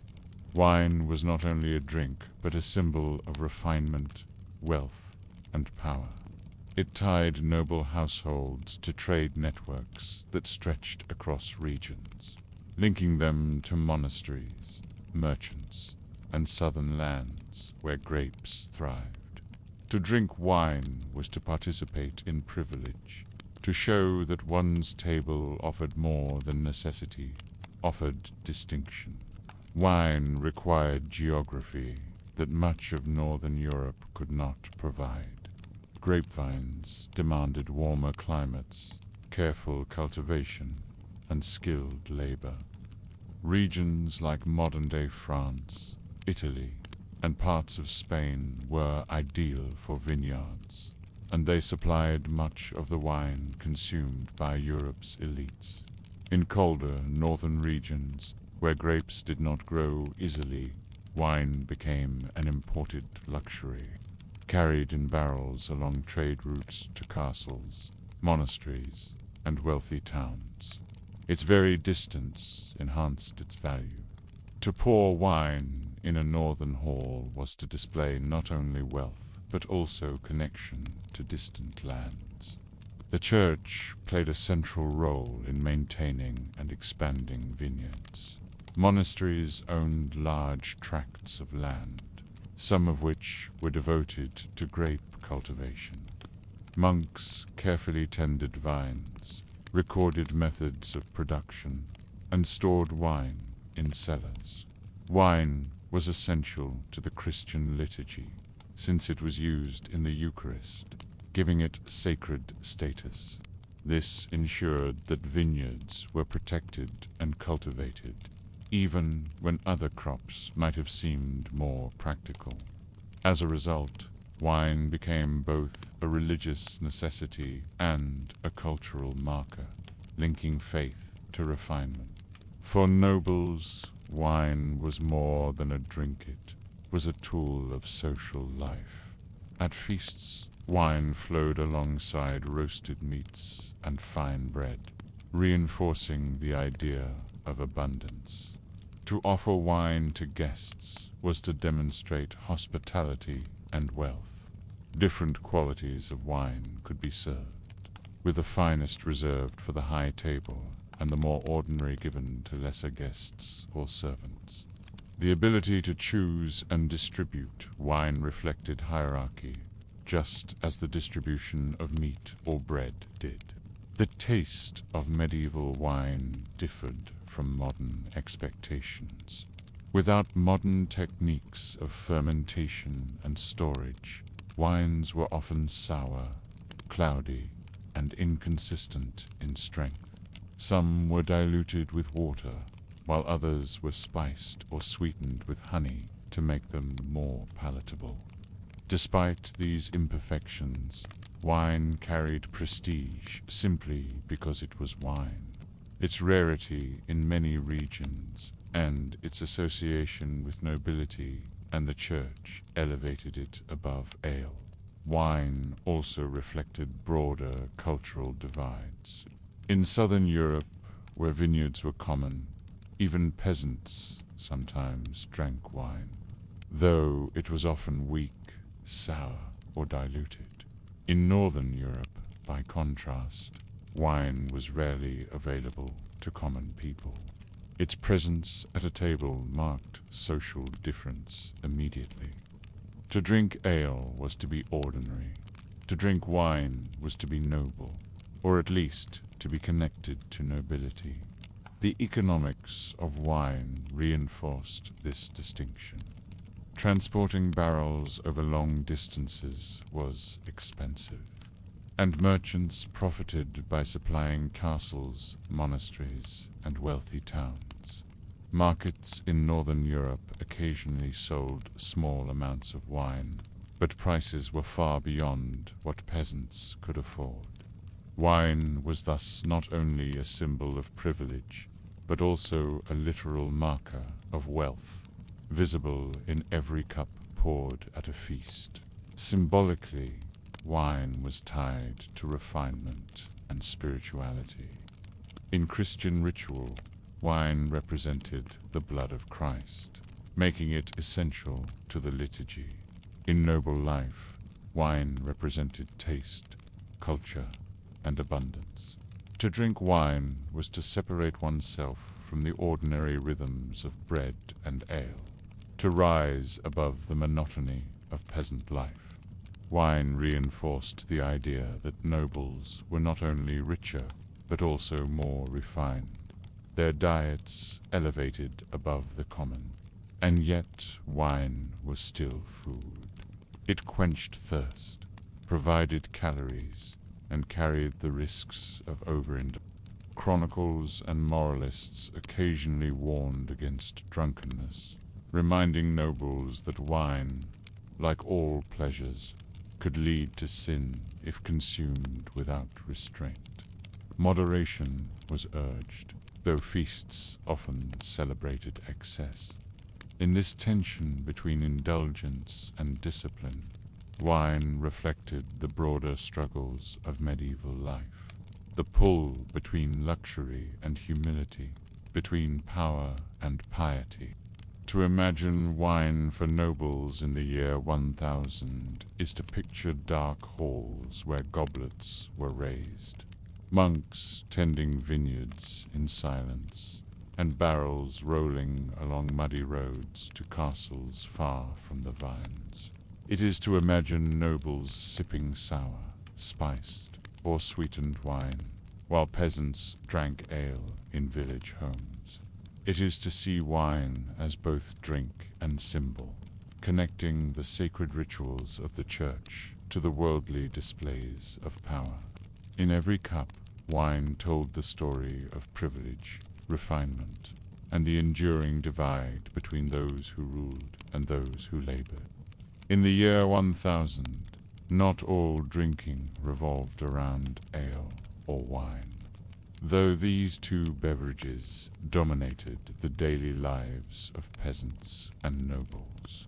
Other drinks existed at the margins, shaping the broader experience of hydration and nourishment. Some were common but plain, like water. Others were tied to tradition and ritual, like mead. A few were rare and exotic, appearing only at the tables of the wealthy, carried over long distances through fragile trade networks. Together, these drinks remind us that even in a world of monotony, small variations existed, though they were unevenly distributed across society. Water, the most basic drink, was both essential and suspect. People drank from wells, springs, rivers, and streams, often out of necessity. Wells provided the cleanest and most reliable water, but not every village had access to one, and shallow wells could still be contaminated. Springs were prized, their clear flow seen as both safe and even spiritually pure. Rivers and streams, though abundant, were often polluted by human and animal activity, making their water less trustworthy. While people certainly drank water, they preferred ale whenever possible, since brewing provided a measure of safety. For peasants, water was unavoidable, especially in times when ale was scarce, but it was consumed with caution. Nobles, with access to better wells or stored supplies, might avoid water altogether, favoring wine as a safer and more prestigious choice. Mead, a drink made from fermented honey, was older and more symbolic than ale or wine. Its production required honey, which was scarce and valuable, so mead was never an everyday drink for peasants. It appeared more often in noble households or at special feasts, where its sweetness distinguished it from the sourness of ale or the sharpness of wine. Mead carried connotations of tradition, ritual, and celebration, linking it to older, pre-Christian cultures as well as to Christian feasting. For nobles, mead was a way of displaying wealth, since the honey it required was expensive and competed with other uses such as sweetening food or making medicine. For peasants, mead was rare, though some households with access to bees might produce it in small amounts for special occasions. Its golden color, sweetness, and rarity made it more than drink it, was a symbol of festivity. Cider and other local fruit drinks appeared in some regions, particularly where apples were abundant. These were weaker than wine, but offered variety, especially in areas unsuitable for vineyards. Like ale, cider was a practical drink, lightly fermented and consumed quickly before it spoiled. It did not carry the prestige of wine or the symbolism of mead, but it provided a regional alternative that enriched local diets. At the edges of society, rare imports occasionally appeared, though they were luxuries known only to the wealthiest. Spiced wines, made with cinnamon, cloves, or ginger, were imported at great cost from distant lands. These spices traveled slowly along trade routes from the east, reaching only the tables of kings, bishops, and the richest nobles. Drinking spiced wine was not simply about taste. It was about displaying connection to distant markets and the wealth to afford such extravagance. Exotic drinks like these were so rare that most peasants never saw or heard of them, and even most nobles encountered them only at great feasts. Milk, though technically a drink, was consumed less often in its fresh form. Children and the sick might drink it, but adults generally preferred it transformed into butter or cheese. When consumed fresh, it was usually within hours of milking, since spoilage came quickly. In noble households, cream, the richer part of milk, was sometimes consumed in drinks or desserts, though this was far less common than wine or ale. The symbolism of drinks mattered as much as their taste. Water symbolized purity, but also poverty, reminding people of the risks of scarcity. Ale symbolized community and survival, sustaining peasants day after day. Wine symbolized refinement and power, marking noble tables with prestige. Mead symbolized festivity and tradition, appearing only in moments of celebration. Rare imports symbolized wealth and distance, proof that one's household was connected to the wider world. Each drink carried a meaning, reinforcing the structures of medieval life. Tell, for peasants, the choice of drinks was limited. Most days meant ale, sometimes water, and only rarely cider or milk. Mead was a luxury, reserved for weddings or festivals, if at all. For nobles, the table was richer, offering wine daily, mead at feasts, and perhaps even rare spiced imports on special occasions. The contrast was stark, but in both cases, drinks were never just liquid. They were survival, celebration, and status in different forms.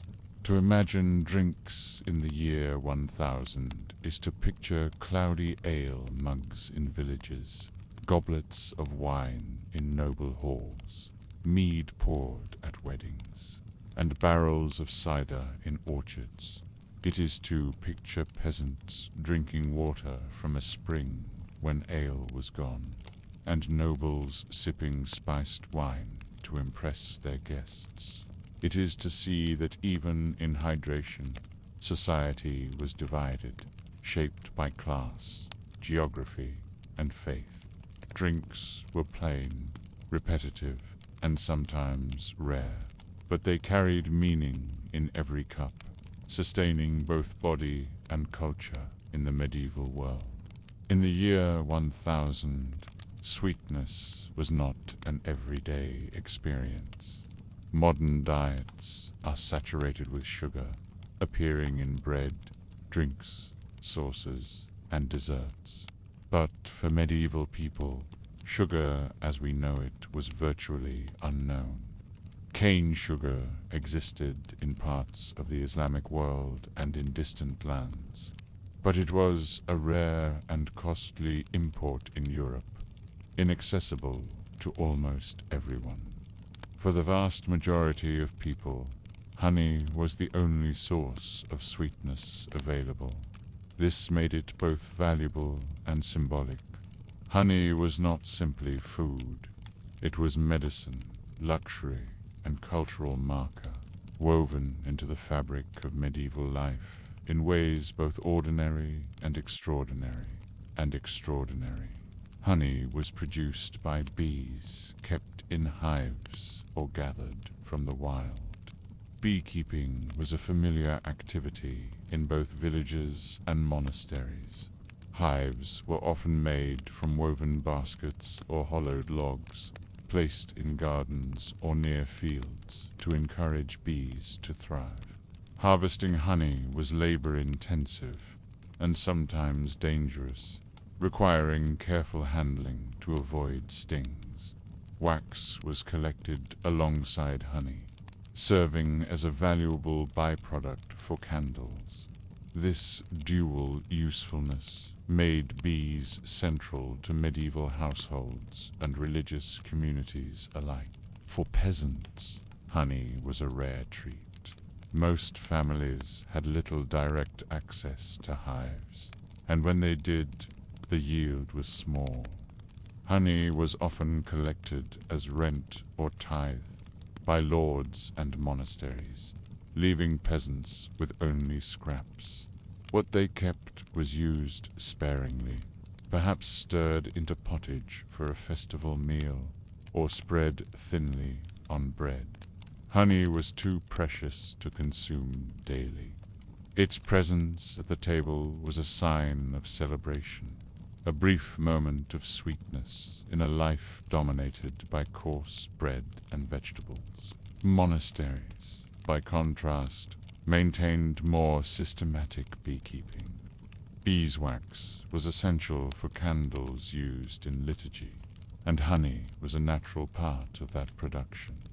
Monks collected honey in larger amounts, using it not only as food, but also in medicine, where it was applied to wounds or mixed into remedies for coughs and stomach ailments. In this way, honey carried both physical and symbolic value, sustaining both body and spirit. For monks, it represented God's providence, sweetness flowing from creation into the life of the cloister. For nobles, honey appeared more often, though still not in great abundance. It was used to sweeten sauces, enrich mead, or glaze roasted meats. Its presence at feasts highlighted wealth, since honey competed with other uses such as trade and taxation.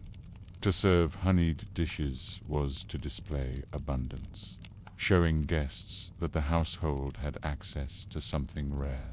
Yet, even in noble kitchens, honey was never as common as bread, meat, or wine. It was a seasoning of distinction, not an everyday staple. Symbolically, honey carried deep resonance. In Christian tradition, it was linked to the idea of spiritual sweetness, representing purity and divine favor. The land of milk and honey, described in Scripture, remained a powerful image of abundance and blessing. Honey was also associated with wisdom and learning, with monks comparing the sweetness of honey to the sweetness of Scripture. Its rarity and golden appearance gave it symbolic power, elevating it beyond ordinary food. The taste of honey itself was highly variable, depending on the flowers from which bees gathered nectar. Some honey was light and delicate, others dark and strong. Medieval people accepted this variation as natural, even meaningful, since it tied the product directly to the land and season. Honey was, in this way, a reminder of the close connection between food and environment, between human labor and the gifts of nature. Honey also influenced drinks, particularly mead, the fermented honey beverage consumed at feasts. While ale sustained peasants and wine marked nobles, mead was a drink of tradition and celebration, sweetened entirely by honey. To drink mead was to experience sweetness in liquid form, a rare pleasure that bound communities together in ritual and festivity. For peasants, honey's scarcity meant that most days passed without its taste. For nobles and monasteries, it appeared more regularly, but never in excess. Its value kept it precious, its uses kept it diverse, and its symbolism kept it meaningful. Honey was sweetness, But it was also medicine, trade good, religious symbol, and natural wonder. To imagine honey in the year 1000 is to picture hives woven from wicker monks collecting combs in cloisters, peasants tasting sweetness only on feast days, and nobles serving honey-glazed dishes at banquets. It is to imagine wax candles burning in churches, their light made possible by bees, and remedies prepared in monastic infirmaries, their healing power enhanced by honey. Sweetness was rare, precious, and powerful. In a world without sugar, honey alone carried the weight of delight, its golden presence reminding medieval people that even in lives of monotony and hardship, nature sometimes offered moments of sweetness. In the year 1000, honey was not only eaten, but also transformed into drink. The most important of these beverages was mead, a fermented honey drink that carried deep cultural and symbolic weight. While ale sustained peasants and wine marked noble prestige, mead occupied a different space. It was a drink of festivity, ritual, and celebration. Its sweetness set it apart from the sourness of ale and the sharpness of wine, making it a rare pleasure in a world where sugar was unknown. To drink mead was to step momentarily out of monotony and into abundance. Mead was made by diluting honey with water and allowing it to ferment. Sometimes herbs, spices, or fruits were added, though this depended on availability. The fermentation process produced an alcoholic beverage whose strength varied, but it was usually more potent than ale and often sweeter than wine. The making of mead required significant amounts of honey, which limited its production. Honey was scarce, and most of it was claimed by lords, monasteries, or markets. For this reason, mead was never a daily drink for peasants. Instead, it appeared on special occasions, festivals, weddings, or religious feasts, where its presence marked joy and abundance. For nobles, mead was a way of displaying wealth.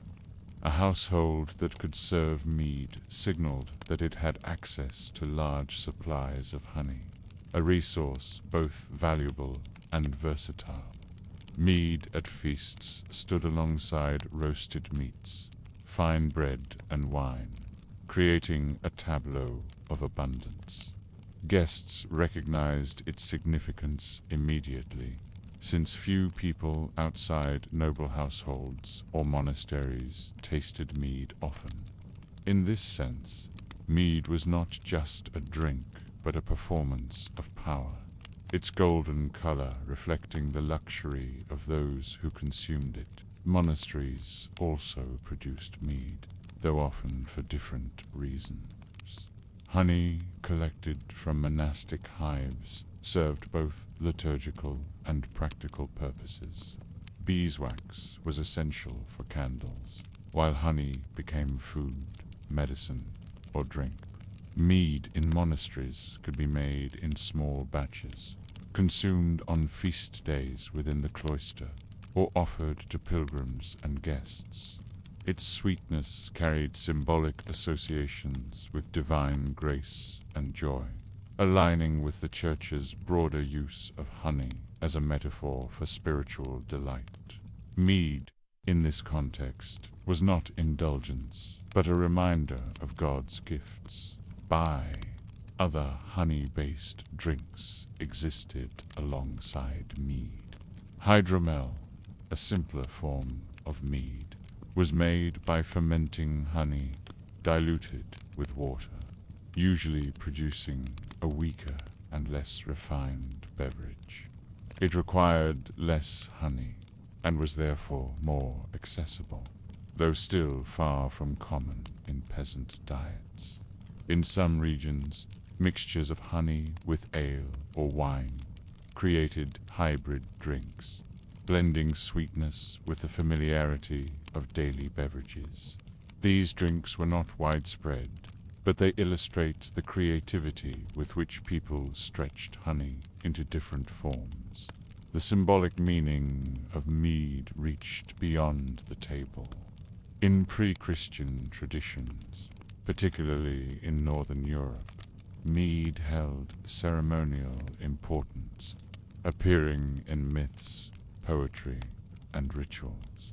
Though Christianity had largely replaced older beliefs by the year 1000, echoes of this symbolism persisted. To drink mead was to connect with tradition, to share in something ancient and communal.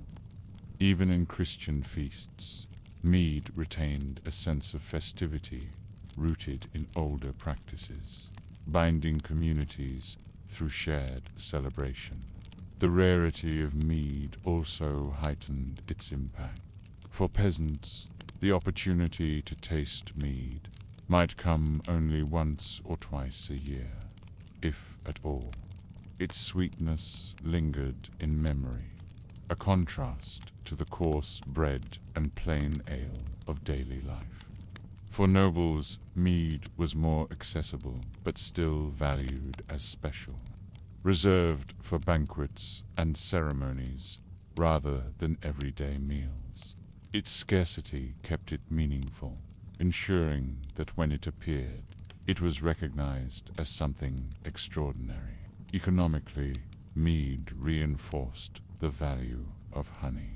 A household that diverted honey to drink rather than food or candles demonstrated surplus, a sign of wealth. This further separated nobles and monasteries from peasants, who could rarely spare honey for anything beyond occasional sweetening. Mead thus reflected not only taste, but also power. It was the drink of those who could afford to use honey extravagantly. To imagine mead in the year 1000 is to picture golden cups passed at weddings, noble halls glowing with candlelight, and monks offering sweet drink to weary travelers. It is to picture peasants savoring a rare taste of sweetness, their mugs filled with something richer than ale. It is to imagine honey transformed into festivity, its golden richness turned into a drink that carried memory, meaning, and joy. Mead was not common, but it was powerful. In its sweetness, it offered a reminder that even in lives of monotony and hardship, moments of celebration could shine brightly, sweet as honey itself. In the year 1000, sweetness was not ordinary. It was rare, precious, and symbolic, reserved for moments of joy and distinction, where bread and vegetables formed the monotony of daily meals. Sweetness stood apart, marking exceptions rather than rules. Honey, the only widespread sweetener, carried a weight far greater than its taste. It symbolized blessing, luxury, celebration, and even divine grace.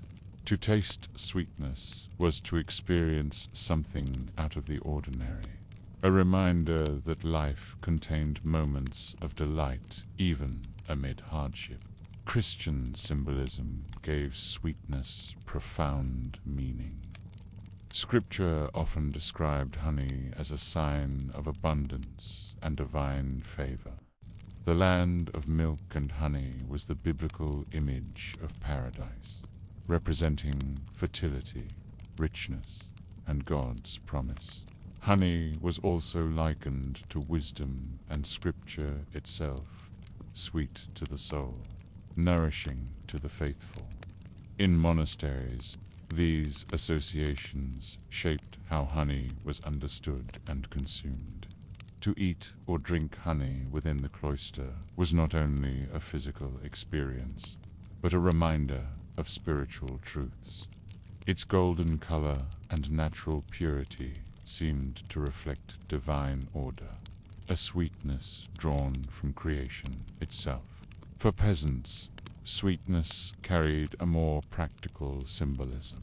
It meant celebration. A little honey added to pottage, bread, or ale transformed an ordinary meal into a festive one. Weddings, feast days, or rare communal events were marked by honey's presence.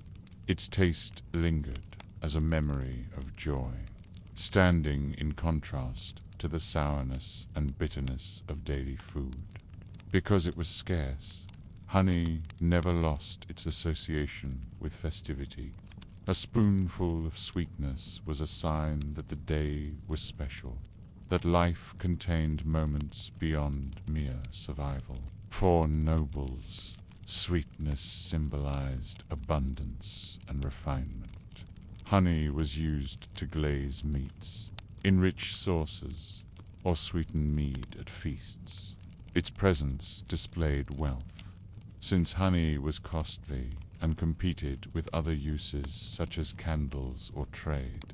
To serve honey in generous amounts was to show guests that one's household could afford extravagance. In this way, sweetness reinforced hierarchy. The nobility's ability to eat sweetened dishes contrasted with the peasants' plain fare, reminding all who attended a feast that status was measured not only in land and clothing, but even in flavor.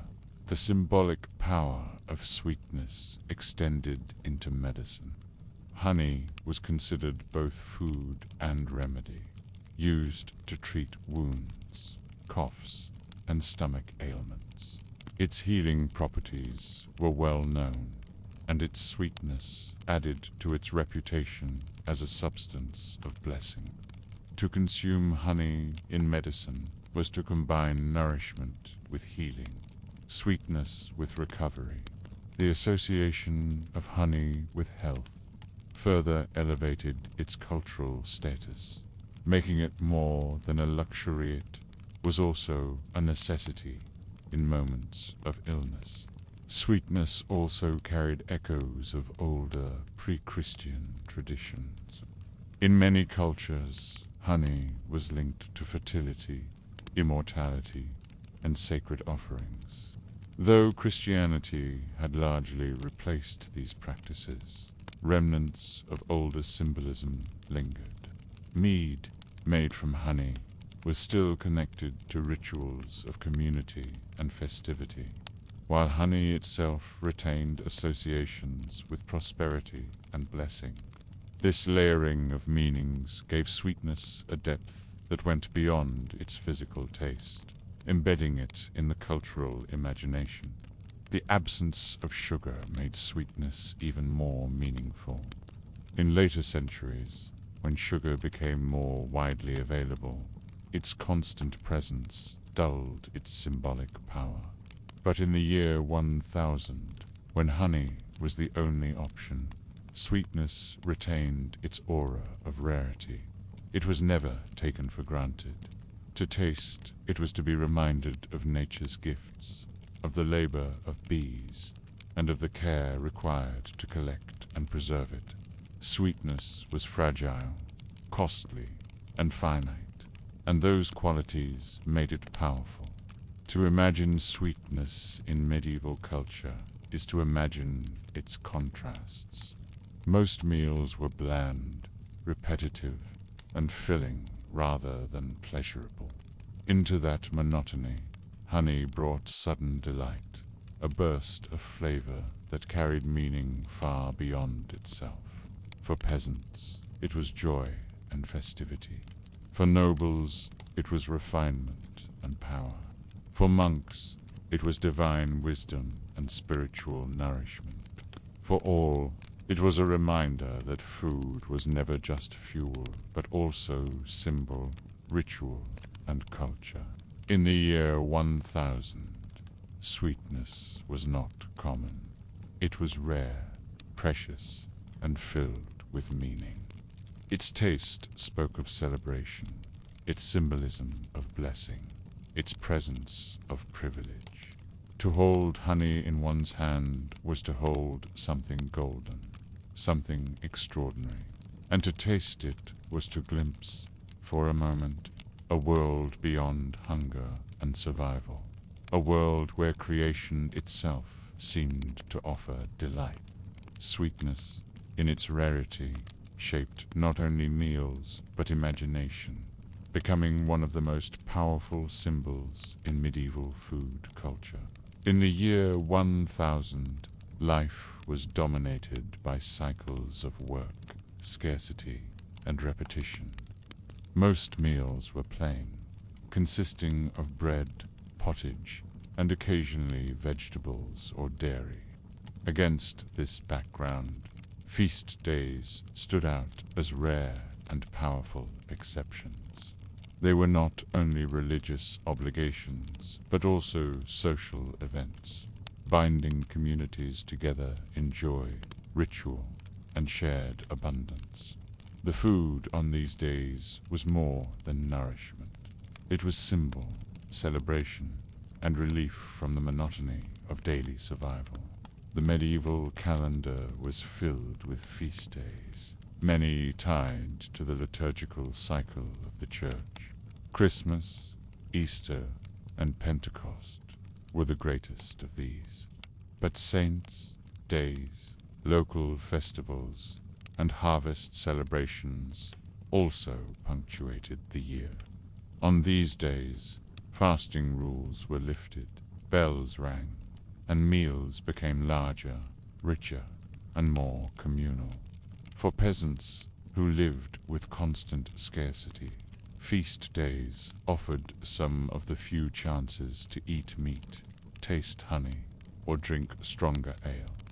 For nobles, feasts were opportunities to display wealth, power, and generosity before their households and guests. The rituals of a feast day often began in the church. A mass or procession marked the spiritual significance of the day, reminding the community of its religious meaning. Afterward, attention turned to the table. Families prepared meals that were larger than usual, often pooling resources to ensure that the day felt different. In villages, neighbors might share in a communal meal, slaughtering a pig, or cooking a large pot of pottage, enriched with meat and herbs. These moments were memorable, lingering in the minds of peasants long after the food was gone. For nobles, feasts were far grander. Lords organized banquets in their halls, inviting guests, retainers, and sometimes peasants from their estates. These banquets were carefully staged displays of abundance. Whole animals were roasted on spits. Bread was served in abundance, and wine flowed freely. Servants carried dishes to the high table, where the lord and his family sat, while lesser guests received smaller portions. The distribution of food reinforced hierarchy, but the overall atmosphere was one of generosity.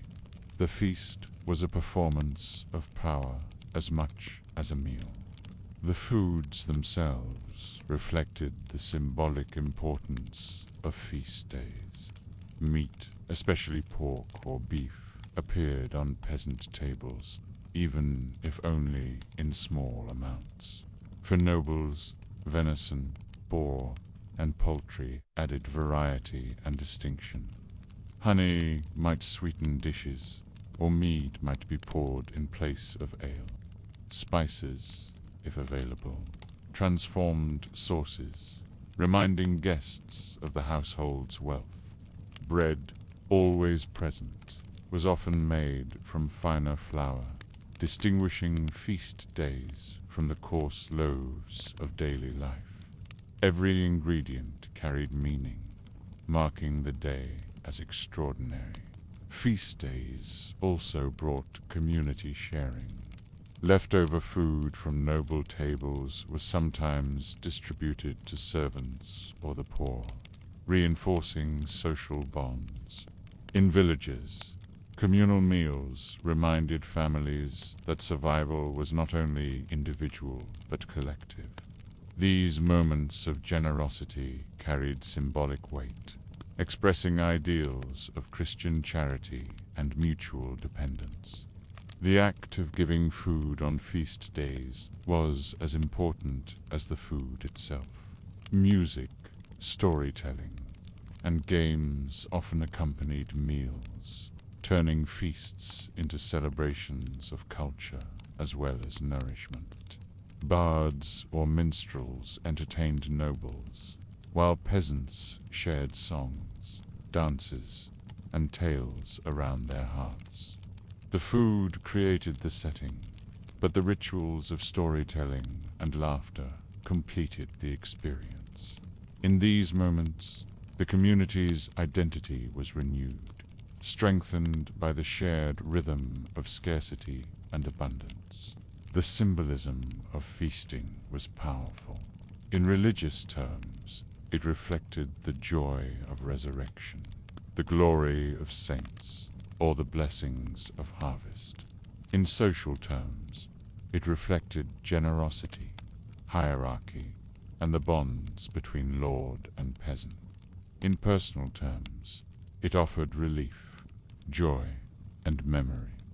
A child tasting honeyed bread on Christmas might remember it for months, carrying the sweetness through long stretches of monotony. A peasant eating pork at Easter might speak of it for years, recalling the feast long after hunger returned. For nobles, feasts also served political purposes. By feeding guests and dependents, a lord reinforced loyalty and displayed his ability to provide. A successful feast demonstrated power not only in the abundance of food, but in the organization of servants, musicians, and resources. To host poorly was a sign of weakness. To host well was a mark of strength. Thus, feast days were both spiritual and political, moments when food carried the weight of faith and authority alike. To imagine the rituals of feast days in the year 1000 is to imagine contrast. Days of plain bread and pottage gave way, for a moment, to tables of meat, honey, and drink. Silence in the refectory gave way to music and laughter. Scarcity gave way to abundance, if only briefly. Feast days reminded people that life was not only survival, but also celebration. Not only monotony, but also memory. In their rituals, food became symbol and community, marking the rhythms of medieval existence with moments of joy. In the year 1000, noble banquets stood as some of the most elaborate expressions of power and prestige in medieval society, where peasants marked feast days with modest meals of meat, bread, and ale. Nobles transformed their halls into stages of wealth. A banquet was more than food. It was theater, politics, and ritual all combined. Every roasted animal, every goblet of wine, every trencher of fine wheat bread proclaimed status. Banquets displayed abundance not just to nourish, but to impress, reminding guests of a lord's authority and resources. The setting of a noble banquet was itself significant. The great hall, with its high roof beams and long tables, was the center of social life in castles and manor houses. At the head of the hall stood the high table, where the lord, his family, and honored guests sat. Below stretched rows of benches for lesser nobles, retainers, and servants. This physical arrangement symbolized hierarchy. The closer ones sat to the lord, the higher one's status. Even in the act of eating, order was displayed. Food at these banquets went far beyond survival. Whole animals were roasted and carried into the hall as dramatic displays.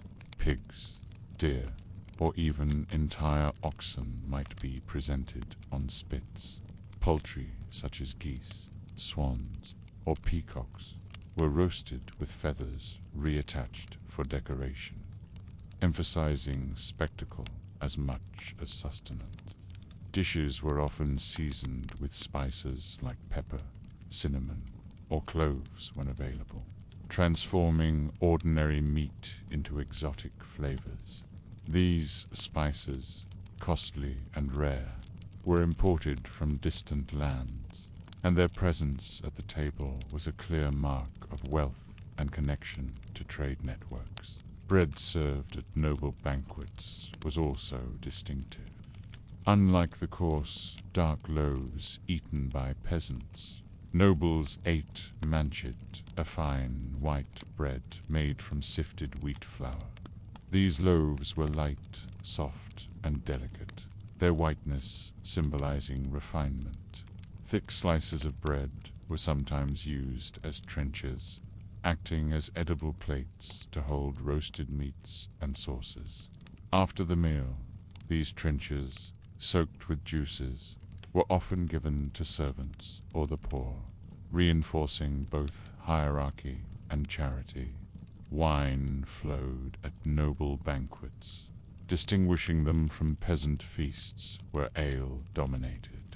Nobles drank imported wines from vineyards in France, Italy, or Spain, often diluted with water or spiced for flavor. Mead, too, appeared, its sweetness adding festivity to the meal. The presence of these drinks symbolized not only wealth, but also refinement. A goblet of wine at the high table was a statement that the household was part of a larger, cultured world. Banquets were not only about food, but also about performance. Servants carried dishes in procession, presenting them with ceremony. Musicians played, minstrels recited tales, and entertainers amused guests between courses. Each moment reinforced the idea that the Lord's Hall was a place of abundance and culture. Eating was accompanied by spectacle, turning the act of nourishment into a demonstration of authority. The symbolism of generosity was central. By providing lavish meals, lords reinforced bonds with their retainers and dependents. A banquet fed not only the elite, but also guests of lower rank, servants, and sometimes even peasants at the edges of the hall. To feed others was to show power, for abundance meant control over resources. In this way, the noble banquet functioned as both hospitality and politics. It reminded all who attended that their sustenance depended on the Lord's wealth and leadership. Religious elements also played a role. Banquets often followed Mass or were tied to feast days, linking abundance to divine blessing. Prayers opened and closed meals, reminding participants that food was both gift and responsibility. To waste or refuse food was considered offensive, while to partake was to honor the host and, by extension, the divine order of hierarchy. The contrast with peasant meals could not have been sharper, where peasants boiled scraps of pork into pottage. Nobles carved venison roasts, where peasants drank ale from wooden mugs. Nobles raised goblets of wine, where peasants ate in silence around a small hearth. Nobles dined amid music and spectacle in vast halls. These differences were not accidental. They were deliberate displays of inequality. reinforcing the structure of medieval society with every bite. Yet even noble banquets were bound by rhythm and necessity. Meat still had to be preserved, wine transported, and bread baked. A poor harvest, a failed hunt, or a disrupted trade route could still threaten supplies. In this sense, noble abundance rested on the same fragile foundations as peasant survival, though the consequences of scarcity were cushioned by wealth. To imagine noble banquets in the year 1000 is to picture halls filled with torchlight, servants bearing trays of roasted meat, goblets brimming with wine, and music echoing from the rafters. It is to imagine spectacle, hierarchy, and generosity intertwined, turning food into a declaration of power. Banquets were not ordinary meals. They were performances of wealth, rituals of abundance, and reminders that even in the act of eating, society's divisions were always on display. In the year 1000, life for peasants was hard, repetitive, and bound by the cycles of the seasons. Most meals were plain, most days consumed by labor, and most nights quiet around the hearth. Against this background, communal village celebrations offered rare moments of collective joy. These occasions were not frequent, but when they came, whether for a wedding, a harvest, or a saint's day, they transformed the ordinary rhythms of survival into a temporary world of abundance, laughter, and memory. Village celebrations were deeply tied to the agricultural calendar. The harvest feast was perhaps the most important. After months of labor in the fields, bringing in grain, vegetables, and sometimes animals, villagers gathered to mark the end of the season. The harvest provided the year's food supply, and a successful one meant survival through the winter. Celebrating it was not simply joy, but relief. A pig might be slaughtered, bread baked from newly milled flour, and ale brewed in larger batches.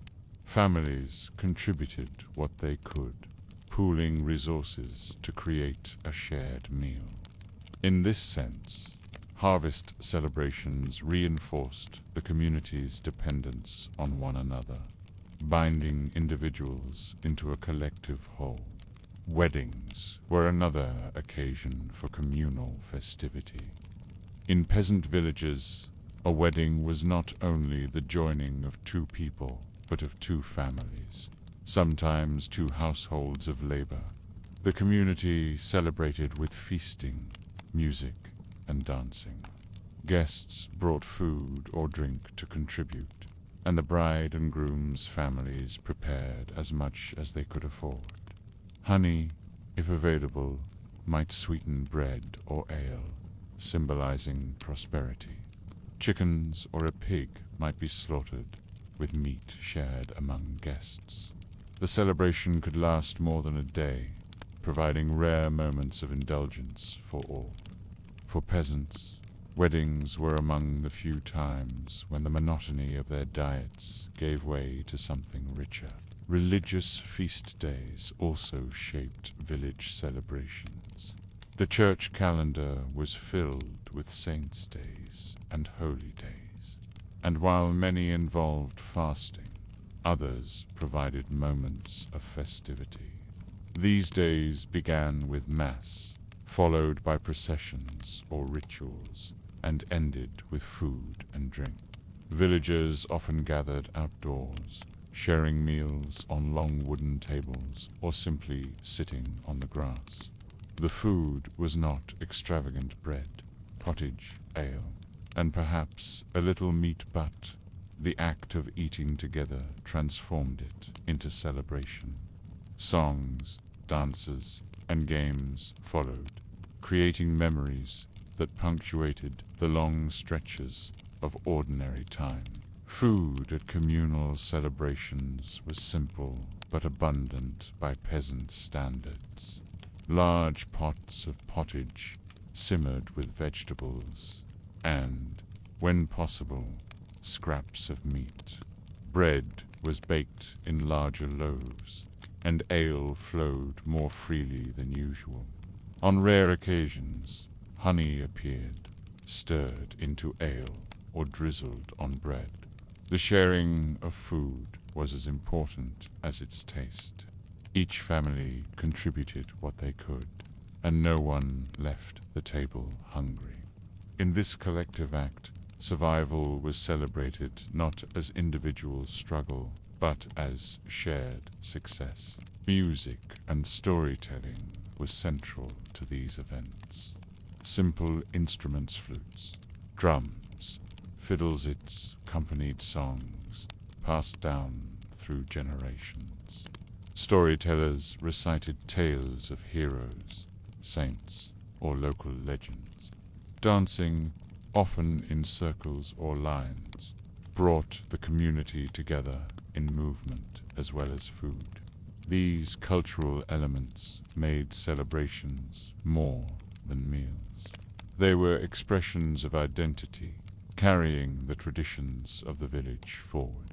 The symbolism of communal celebrations was powerful. They reminded peasants that life was not only toil, but also joy, not only scarcity, but also abundance. They reinforced bonds of kinship and neighborliness, showing that survival depended on cooperation. They also reflected faith, since most celebrations were tied to religious calendars, linking joy on earth to blessings from heaven. In this way, village feasts were spiritual as well as physical, rituals of community as well as food. Yet even these celebrations carried the marks of inequality. Lords sometimes joined village feasts, but more often they hosted separate banquets in their halls. When lords contributed to peasant feasts, it was an act of generosity that reinforced hierarchy, reminding villagers that their survival was tied to noble authority. Even within villages, wealthier families contributed more food, while poorer ones brought what little they could. The feast equalized in some ways, but reminded everyone of differences in others. For most peasants, communal celebrations were bright memories against otherwise repetitive lives. A child might remember the taste of honeyed bread at a wedding for years. An old man might recall the music of a harvest feast long after hunger had returned. These moments did not erase hardship, but they offered a rhythm of relief, punctuating struggle with joy. To imagine communal village celebrations in the year 1000 is to imagine fields newly harvested, tables crowded with bread and ale, and neighbors sharing laughter around a fire. It is to imagine simple music and circle dances, children running with sticky hands, and elders telling stories. It is to see a rare abundance, not permanent but powerful, reminding everyone that even in lives of toil, there were days when the village came together to eat, drink, and rejoice.